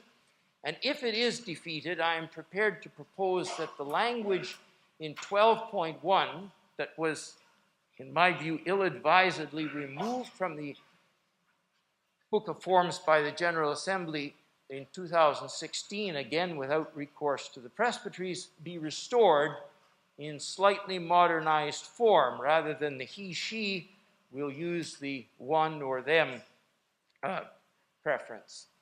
So, moderator, with respect, I believe this proposed recommendation 002 should be defeated. Microphone number 4. Moderator John Wilson, Presbytery of Algoma North Bay. I confess I came forward in the vain hopes that I would have a further point to add to my esteemed colleagues' list. No, I do not. I will simply express my personal thought about the importance of dissent, and that it has been used. I've introduced it to my session, to my board of managers, to my congregational meetings, and it has been used in all three, and it has it has given, and specifically in an in-camera session in my board of managers, the specific right of someone who was not at a previous meeting to dissent was deeply helpful in solving an extremely heated time. So it's so vital, and frankly, moderator, I have introduced it to our local ministerium. And it was adopted a number of years ago as a part of our standing orders, and it gives everyone the right to be present. And if there's something that we do or say that conflicts with their calls and their ordinations within their own denominations, it gives them freedom to still be a part of our local ministerial. So I think what we have here in our right to dissent, in the reasons why, and I'll simply close by saying that what it does is it allows us all to be heard and to be seen to be heard. And I personally have found in my 32 years of ministry that is so often at the root of every conflict. Someone feels like they haven't been heard. And so I speak against the motion and would encourage the assembly to defeat it. Microphone number 3. Jonathan McLeod, Presbytery of Ottawa. Similarly, I cannot get into the deep context and history as my fellow Ottawan can, so I appreciate his comments. I'm just going to say that I think we all know life is complicated. There will be times when two courts have to sit at the same time. At the same time, we've all seen the importance of dissent this week, and probably in our own presbyteries, our own sessions. I find that 8.1 is a nice way to acknowledge the complications of running these multiple courts and preserving people's conscience. So I speak against the motion, and I want to keep 8.1. Thank you. Microphone 4. Nicole Lindgren, the Presbytery of Northern Saskatchewan, and the student representative for VST. And I have a question. So, I agree and acknowledge the right to dissent is a very important thing to have, to respect, to uphold. If I am a member of a congregation in the PCC and not on session and not sent to General Assembly, and I disagree with a decision that is made, are there not options for me to dissent or to communicate how I stand on that issue, even though I do not hold any of those offices? And is there something lacking in what an average person in a congregation can do to lodge their dissent? Because what I'm hearing is that if I am on session, if I am an elder, if I am at General Assembly, I need particular permission or particular authority or a particular avenue for my dissent to be heard. And my understanding is that even just anyone in any congregation can lodge dissent or communicate their feelings. And I would like that to be clarified, what those avenues are. I'll defer to the... Is that clear? Might not have been clear. Yeah, I can respond to that in that the dissent is primarily for the courts of the church. If you're not an elder at a session meeting, then you wouldn't have the right to dissent to a session decision. But sometimes in congregational meetings, dissent is recorded for those who would like to have their dissent recorded to a congregational decision. But you can always, I would like to think in the real world, you can always go to an elder or your minister to talk about decisions of the session, express your concerns, perhaps hear a different perspective, perhaps influence the decision, future decisions of the session. But you would not automatically have the right to dissent to a session decision. Can I ask a second question? Was that, sorry? Can I ask a second question? If not, that's... Sure. It relates. Thank you for the information. So I think my confusion over this is if an average person in a congregation has avenues to express their feelings and sort of operate within the life of the church, could those avenues not be used? It's not necessarily lodging your dissent and having it put in the minutes in the same way, but is it not accomplishing the same task? And perhaps that's unanswerable. Not 100% sure I'm grasping the gist of the question. I mean, I would hope that in the life of a congregation, everyone has an opportunity that wishes to express their feelings about the life of the congregation, has the right to, a method of doing that, a way of doing that, and that you're in a congregation that welcomes challenging, thoughtful comments. I don't know if you're referring to a specific situation or in a general sense. So I might, if it was a specific situation, I might need to know the details, which you probably don't want to share right at the moment. But that would be a general response to that, moderator. Yes. No, thank you. I was simply wanting some clarification and further information. Thank you. We're back to microphone number 4.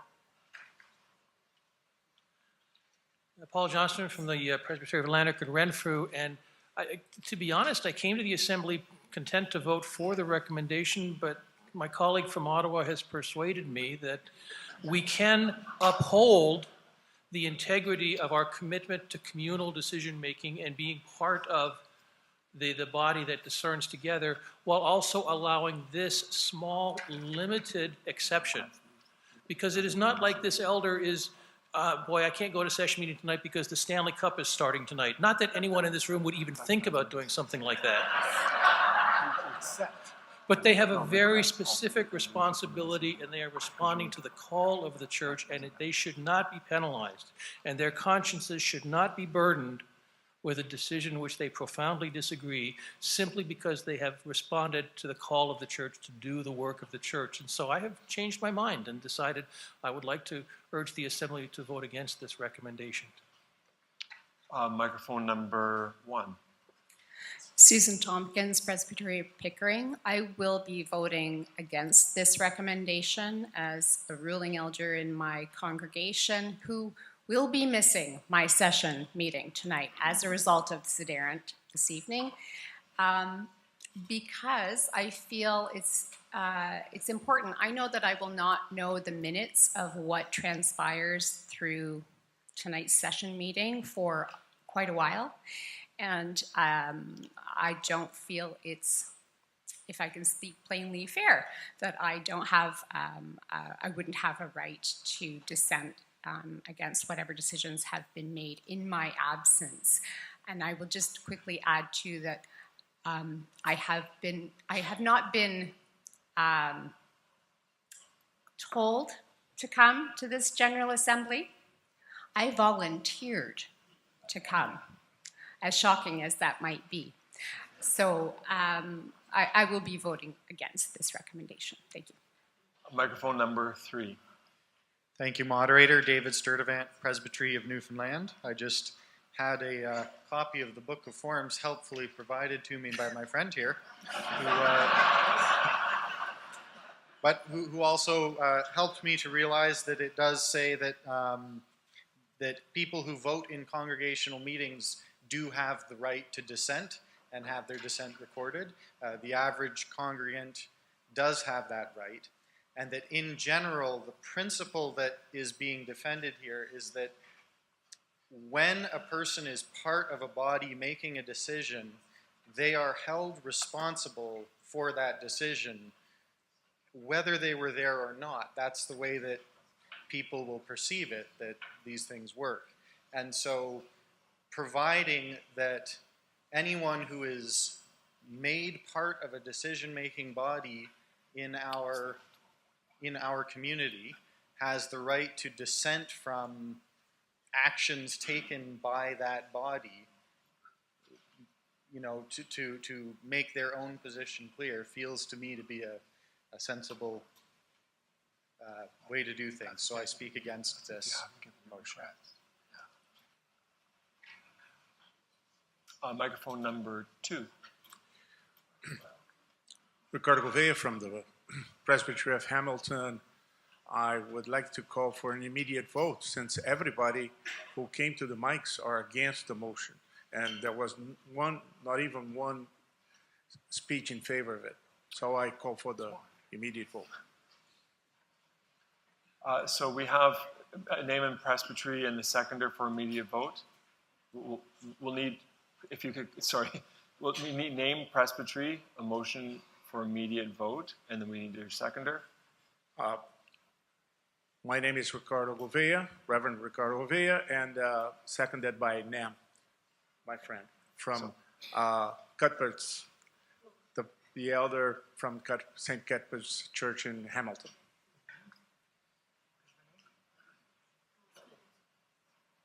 Okay, so that's a Dutch name, so it's difficult for me. Koolsma. Koolsma. Thank you. Okay. Last name. Nam Koolsma, the last name, yeah. Thank you. So we do have a motion to for immediate vote on the floor. And I understand Yars would like to give their advisory vote. And so we'll move there. Yars, those in favor of an immediate vote, and student representatives, and those who are opposed to immediate vote. Commissioners, you have been advised. Commissioners, all those in favor of an immediate vote, and those who are opposed, we are moving to an immediate vote. Recommendation number, yeah. So recommendation 2 is now before you. Yars and student representatives, all those in favor, and those who are opposed. Commissioners, you have been advised. All those who are in favor. For commissioners voting in favor and those who are opposed. The recommendation number 2 is defeated. Thank you, moderator. That's the end of our report then. Just the report as a whole. So microphone number 3. Moderator, I have submitted an additional motion which is moved by myself, James Hurd, Presbyterian of Ottawa, seconded by Sharzad Kandalaf of the Presbyterian of Ottawa, that the words to what would be a revised section 12.1 be restored to the Book of Forms. And the current section 12, so that you understand what is being added. Section 12 says, a member of the court ought not to withdraw from attendance without leave. And 12.1 used to read, if he or she does not have the right to dissent. And so I've proposed in the revised wording that we simply put in 12.1, anyone doing so loses the right to record their dissent or anything done in their absence. So we're waiting for that additional motion to...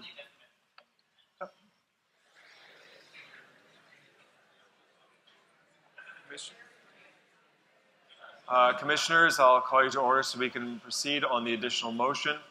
The additional motion is now before you.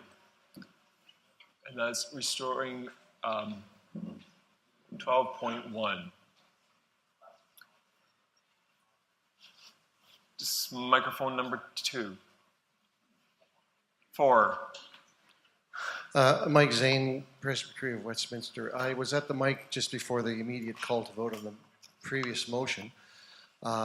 So I'd still like to ask the question. It's my understanding throughout my entire career in business, and if you're a regret at a meeting, if you submit your regret, and I can't be there, and it's accepted by the convener, then whatever decision is made at the meeting in which you regret. So we normally do not debate motions that are now done. Well, I think it has relevance to this motion, at least from my understanding, because I want to make sure my understanding is not changed by this motion. Because if it is, then I would vote against the motion. Okay, proceed Thank then. you. Thank you. So if you're a regret, you can challenge a decision that's been made in your absence at the next meeting. If you want to dissent to whatever decision was made in your absence, well, if you were a regret at that meeting, you have that right. But if you were absent, meaning you did not submit your regret, you just didn't show up, then you do not have the right at the next meeting to dissent whatever decision was made. And if that principle is changed by this motion or the previous motion, I will definitely vote against, because that's what I understand is the basic principle here. If you're a regret, you can dissent in the future. If you're not, if you're absent, you can't. So what helps to clarify that is it's not because we're not dealing with 12. 12 is a member of the court ought not to withdraw from attendance without leave. And then it deals with then section 12. If they have not, then they cannot dissent. And so by giving your regrets or having, particularly a presbytery, if you have to leave at a certain point, we also exercise that within the assembly, asking permission to leave and withdraw. We've given permission. And so it's a person who storms out because they're mad, or a person just neglects to give their regrets or take the responsibility to ask for leave, then the right to submit regrets or submit dissent is withdrawn. Microphone number 3. Moderator Matthew Sams, East Toronto, and I am not prepared to understand or vote on this, so I move to refer this back to the Clerks of Assembly and to report back at the 2026 General Assembly, please. And I do not have a seconder for that. Anybody want to second that? Sorry. I see Sandra. I saw Sandra's. Cameron Evans. So Sandra Cameron Evans seconds the motion. So we have a motion to refer. We can debate if, when, and where. There's no debate or discussion on if, when, and where. Microphone number 3.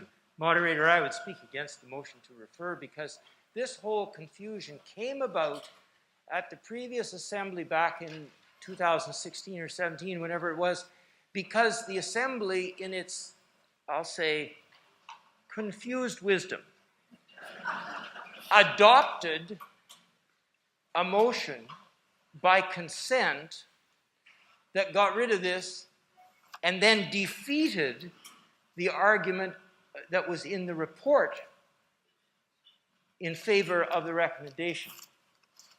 And so the assembly acted with sort of a Dr. Jekyll, Mr. Hyde scenario, which is why the Presbytery of Ottawa crafted its overture, to which this is the specific request, logically, to solve the problem. So I don't think it needs further referral.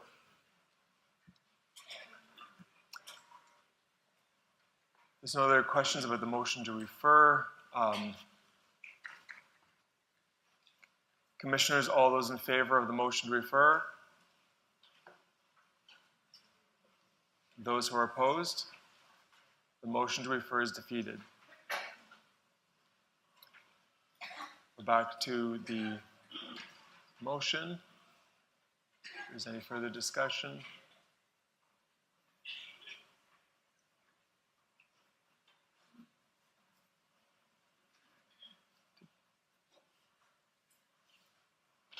I don't know if I saw a ER sign for that one. Waiting for the motion to come back.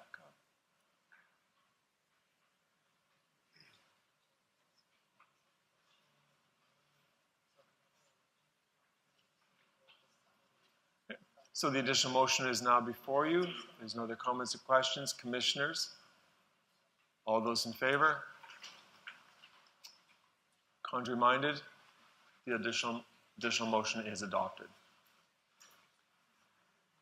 Moderator, if that's it, it's moved and seconded that the report of a whole be adopted. Report as a whole has been moved and seconded. All those in favor? Contrary minded? That is carried. I want to know that was Dawn's last report. That's Microphone number 4. We just miss an opportunity to say, acknowledge the retirement of our deputy clerk. So,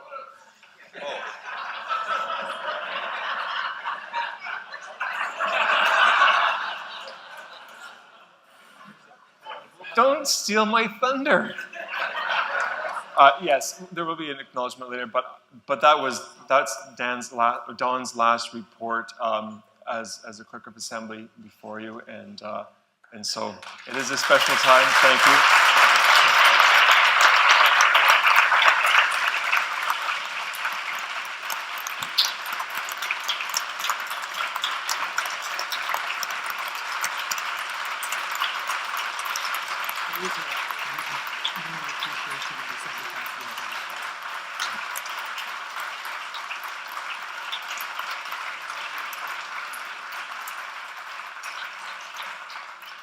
We're going to do that again during the Assembly Council report too. Thank you.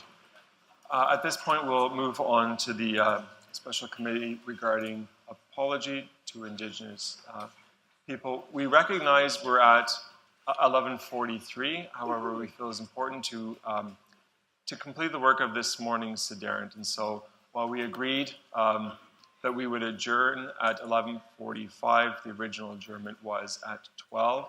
So we'll proceed with report, and if we need to push into the noon hour, we'll do so. Are we agreed? Okay. Mary, you were sitting around me. Mary, can you make your way to the front while I begin the report? I want to shout out to Dylan, who has been texting me, so if I mess this up, I'll be looking at my phone. I'm always better when Dylan's in the room, whether virtually or literally, so grateful that he's been watching. Okay, got all the things ready here. My name is Martha Ferguson, and I'm from Treaty 6, Saskatoon, Saskatchewan, and I'm the clerk of North Saskatchewan. But more importantly, I'm a co-chair with Dylan Nippy. We're the co-conveners of the special committee regarding the apology for residential schools and colonization. I appreciate the mover and seconders that are in this room, William Ball, Presbytery of Northwest, and Christian Prasad, Presbytery of Calgary-McLeod. Following the adoption of the apology of the Presbyterian Church in Canada for its complacency in colonization and the residential school system, those who've got your AMPs 2024, it's on page 222, 224. The Apology Special Committee turned its focus to acknowledge the complexity and the sensitivity required to interacting with Indigenous peoples and nations and creating awareness of the apology and offering it in a meaningful and safe manner. The committee also gave focus into developing resources to help people engaged with the understanding of the apology. The work of the committee included a focus on resource development, pursuing the translation of the apology into the languages identified in the recommendations adopted at the last General Assembly in 2024, and to begin work on emanating the apology. Today we have an example. This is like literally, I think, fresh off the press. The Dakota translation is up here. Please, over lunch, have a look at it. And one of our committee members, Yvonne Bearball, has sent me some words to accompany this beautiful apology translation. The significance of the apology translated into the Indigenous languages. We acknowledge the knowledge of the knowledge keepers of all the Indigenous languages for the Presbyterian Church of Canada document. We acknowledge the knowledge keepers who were directly impacted by the context of the apology and how difficult that work has been in a personal and a spiritual level. Prayers for the knowledge keepers. We acknowledge the Church for respecting the Indigenous languages of the land. The outreach for the translation is direct support for language awareness, retention, and revitalization. The translated apology is a respectful gift in a powerful manner to communities and awareness of the legacy of the language loss as a result of residential schools and hopeful oath of the community's wellness. Those words I share are from Yvonne Bearball.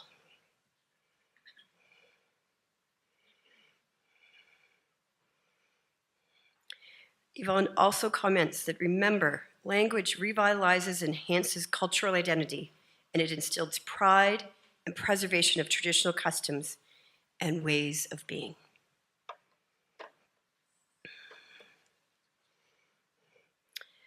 Though much was accomplished this past year, several of the tasks before the committee require significant reflection and time in order to do well. Therefore, areas of work before the committee remain ongoing. This report includes 3 recommendations. The first recommendation on page 1 of the report is that congregations in all the courts of the church be encouraged to review the apology, use the resources developed for the apology. Such resources can be found on the Indigenous Justice page of the Social Action Hub, as well as on the apology homepage of the Presbyterian.ca Justice Apology Colonization Schools.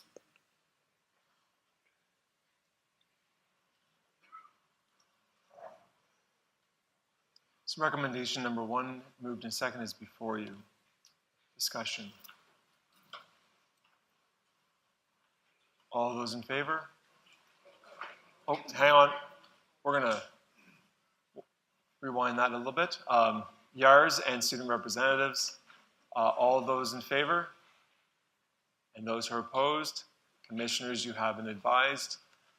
Commissioners, those who are in favor? Those who are opposed? Recommendation number 1 is adopted. The second recommendation on page 2 of the report is that the congregation and all the courts of the church be encouraged to consider the 5 commitments the apology concludes with in their congregational life or the work in which they are tasked, and how they will live out those commitments. Moderator, I've been asked by the committee if Mary and I would read the 5 commitments before the vote. Please do.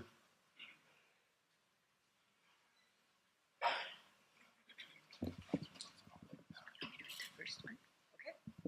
No. Do you want me to read it? First one. Okay. Thank you, Church, for your commitment. And the first one, we will continue to listen and learn from Indigenous people, leaders, elders, and knowledge keepers, welcoming and encouraging voices from both within and beyond the Presbyterian Church in Canada. Thank you for doing that. We will continue the work of reconciliation, responding to the Truth and Reconciliation Commission's 94 calls to action and the work of reparation that we have begun. We will respect traditional Indigenous spiritual practices.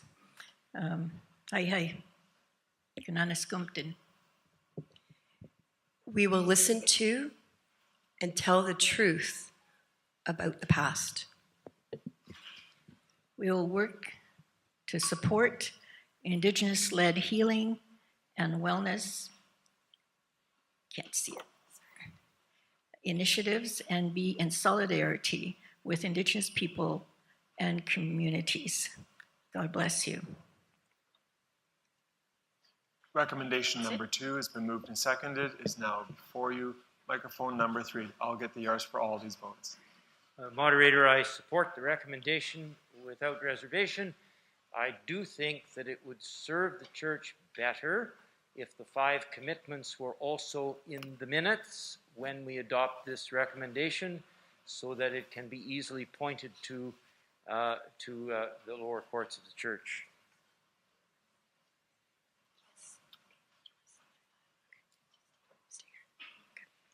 Thank you. Microphone number 4. I just want to ask a question of clarification before I vote. Carlucci dos Santos from the Presbytery of West Toronto. I think apology number 4. Can I ask you to reread it? Oh, good. I didn't lose my internet. Very happy. Okay.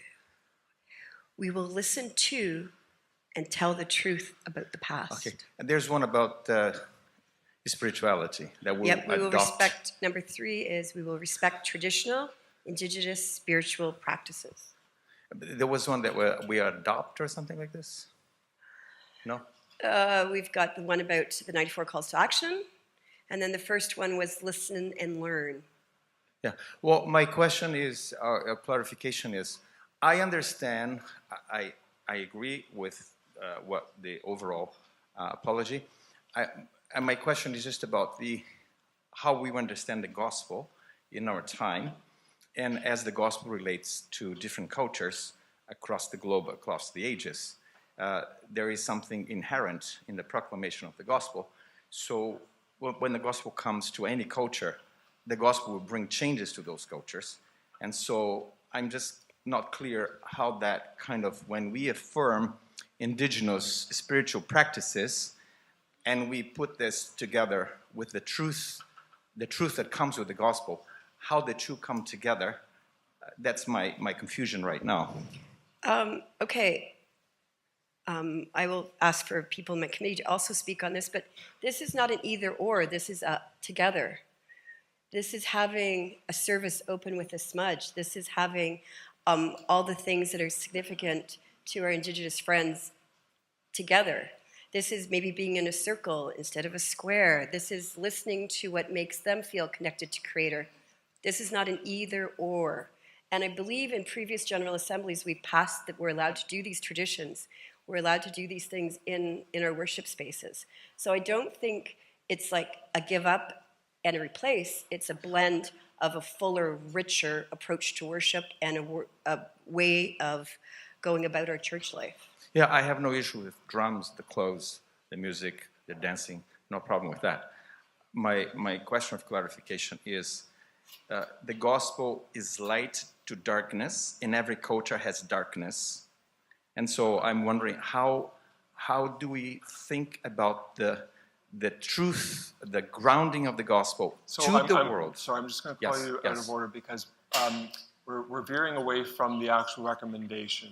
So we're not here considering the 5 commitments. The 5 commitments were adopted with the apology. What we're considering here is the matter of encouraging congregations and courts to consider the 5 commitments in the apology, which the General Assembly has already adopted. So I think we need to be clear about, we're not debating the apology, we're not debating the commitments of the apology.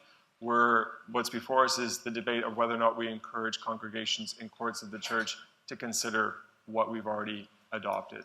If that helps clarify, our conversation is narrowed to encourage to consider what we've already committed to doing. Yeah, I understand. For me, like if my congregation is going to follow something, I would like that to be clear, like just for my own understanding. So, but I understand the whole situation. I don't think you answered my question, but I'll just leave it there. Thank you. Thank you. But feel to talk to there's many members of the committee, and we've got another day and a half, or day. Okay. Thank you. Thank you very much, moderator. Okay, so I believe... Microphone number 1. Okay. Sorry. Sorry, just in light of that last conversation. Margaret Mullen, Presbytery of Winnipeg, one of the 8 ministers and directors of our Indigenous ministries within the Presbyterian Church in Canada.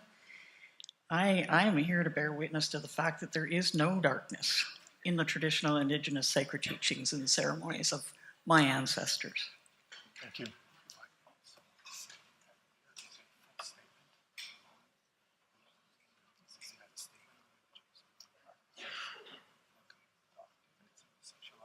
Okay.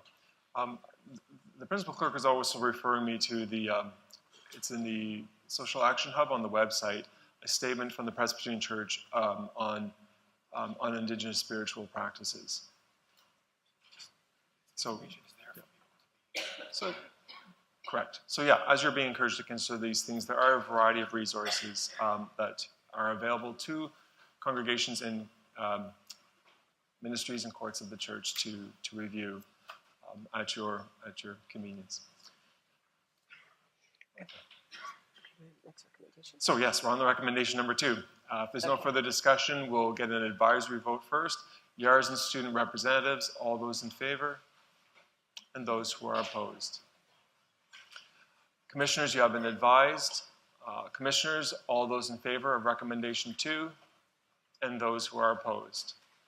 Recommendation 2 is adopted. Okay, so we are on to our third recommendation. The third recommendation is on page 2 of the report, that the special committee renewed apology on the role in residential schools and colonization continue its work in the coming year and report back to the 2026 General Assembly. Okay, recommendation number 3 is now before you. There's no discussion. YARs and student representatives, all those in favor of recommendation 3, those who are opposed. You have been advised, commissioners, and now to you, those in favor of recommendation 3, and those who are opposed. Recommendation 3 is adopted. Okay, so here's a tricky one. As I came up here, I have one last recommendation. Also, while you read that, I would like Alison Carr, who's the glue of our committee. She is the reason we have PCC staff. She's going to comment on the Dakota translation, and this last recommendation is asking for us to show gratitude. Moderator, may I address the Assembly? Yes, you may. Thank you. I'm trying to sort out this recommendation first. Sorry. Thank you. And so you'll see the recommendation that will come on the screen soon. We'll be speaking to the importance of extending gratitude for the work of the translation, specifically for Indigenous people who are providing translations for Indigenous languages for the apology. This is, as one might imagine, very, very difficult work to do, to live within the apology as one is working for translation. I'm sure there are several people in the room who have done translations before, and so you know how closely you need to be to the language and to the text that you are that you are translating, and how much you have to really reflect on the words and try and really live out that fullness of what the words mean, to give the respect to the text that you're translating. That, of course, is even more important when you're translating a text such as the apology. So we just want to name the importance of the emotional and spiritual weight that carries, and then also to note the importance of the translations in language revitalization, and that itself is a way of supporting reconciliation. So we would like to lift up the translators for the Dakota translation that was just done, Marilyn Hill and Evelyn Pratt, and they are from, and you'll have to excuse me because they're from the Wakopazawakpa nation, and so we want to make sure that the Assembly is able to extend that gratitude for the work that they have done. This was very difficult work, and we are very grateful. And thank you, Alison, for getting it from translators into something that we can use and share. Moderator, did you accept our last recommendation? It is in order when it appears. We're almost there. Thank you for the court's patience. This committee, like all committees, goes across Canada, and we just all kind of got together this week, so things come up. So the mover and yes, seconder. same mover and seconder, Christian Persad and William Ball. Thank you. There we are. The additional motion is now before you. I'm going to assume the Rs and student representatives would like an advisory vote on this. And so the motion is, I hope you're okay. That's good. Okay. That's good. So if there's no discussion, ERs and student representatives, all those in favor? Those who are opposed? Commissioners, you have been advised. Commissioners, on the additional motion, all in favor? And those who are opposed? Additional motion is adopted. Thank you for your generosity of accepting that. Moderator, the report as a whole is moved and seconded. Report as a whole moved and seconded. Commissioners, all those in favor? Those who are opposed? That is carried. My thanks to you, Martha, and to Dylan for the work of the special committee, but also it's quite moving to hear about the work of the translation and to offer an apology, not so much that the one apologizing can read and understand, but to honor the language of the recipient. And so that's a very beautiful, touching presentation and for this work. So thank you. I've asked, as we do move towards adjourning our time together, we'll have announcements in the usual. Instead of my chaplains helping me close this time in prayer, I've asked Martha and Mary to help me with this, to help me with closing the prayer of assembly. So before we get to our closing prayer and adjournment, I will invite Terry Lee to give announcements. So. Who's the closing prayer for this assembly? Just for Sederunt. Yes. Okay. It's Terry Lee's going to make announcements. And then it's our turn. Okay. So. Moderator and commissioners, a reminder about travel to make sure that you check the travel list to see the time that you are departing. And it's vital that you are ready at the location. And I think Marjorie put it on the list for where you are to meet Airways Travel. So do that, double check.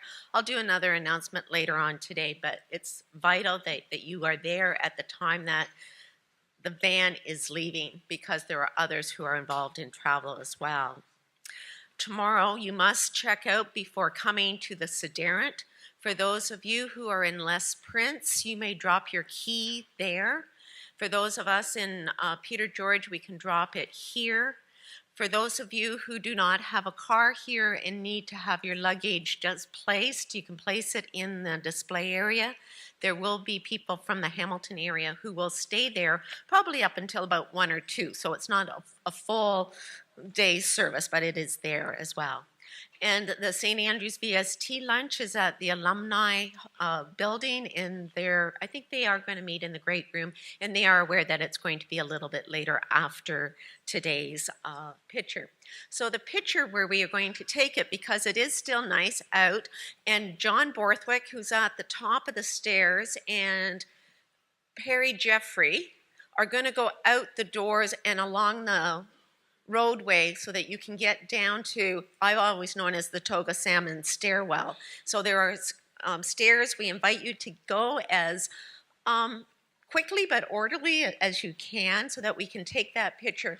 So if you go out here, go left as if you're heading for lunch, but at the roadway, turn left again and just walk straight down, and you will see the stairs that are there.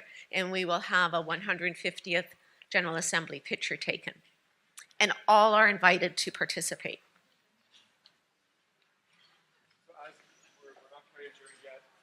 In fact, to help us not wrestle our bags and stuff like that, what we normally do in the closing of a Sederunt is that we all stand. So I invite us all to stand. Thank you. The Assembly is adjourned to meet again in the Peter George Learning Centre, room 127 of McMaster University, Hamilton, Ontario, on Wednesday, the 4th day of June, 2025, at 2 in the afternoon. I invite us to pray. Almighty God, you help us to be resilient amid the challenges we face. And in facing the various challenges and seeing the resilience, we give thanks for the many work and ministries of the NIMC. We also give thanks for the special committee regarding our apology. We give thanks for the committee holding before us the commitments that we have made. And we give thanks for the work of translating into the various Indigenous languages in order to communicate this apology in a meaningful way. Come, Holy Spirit, come and teach our hearts and our minds to work together, to be together as one people, your children. Come, let us overcome the differences and the pain of the past in our relationship, the church's relationship with Indigenous people. Come, Lord Jesus, come and teach us. Bring your wind, bring your fire, bring your love. We thank you for this session, for the church's attention to these things that we've talked about, for the way that you've moved your church to this place where we are now, a long ways away from those many years ago of residential schools, of colonialism, and all those things that have caused harm and continue to cause harm.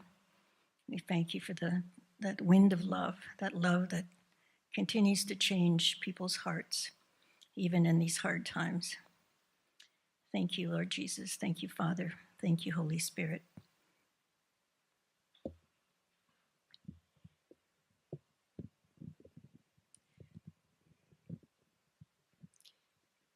Dear God, Creator, keep our hearts and our actions focused and passionate beyond this umbrella of the General Assembly.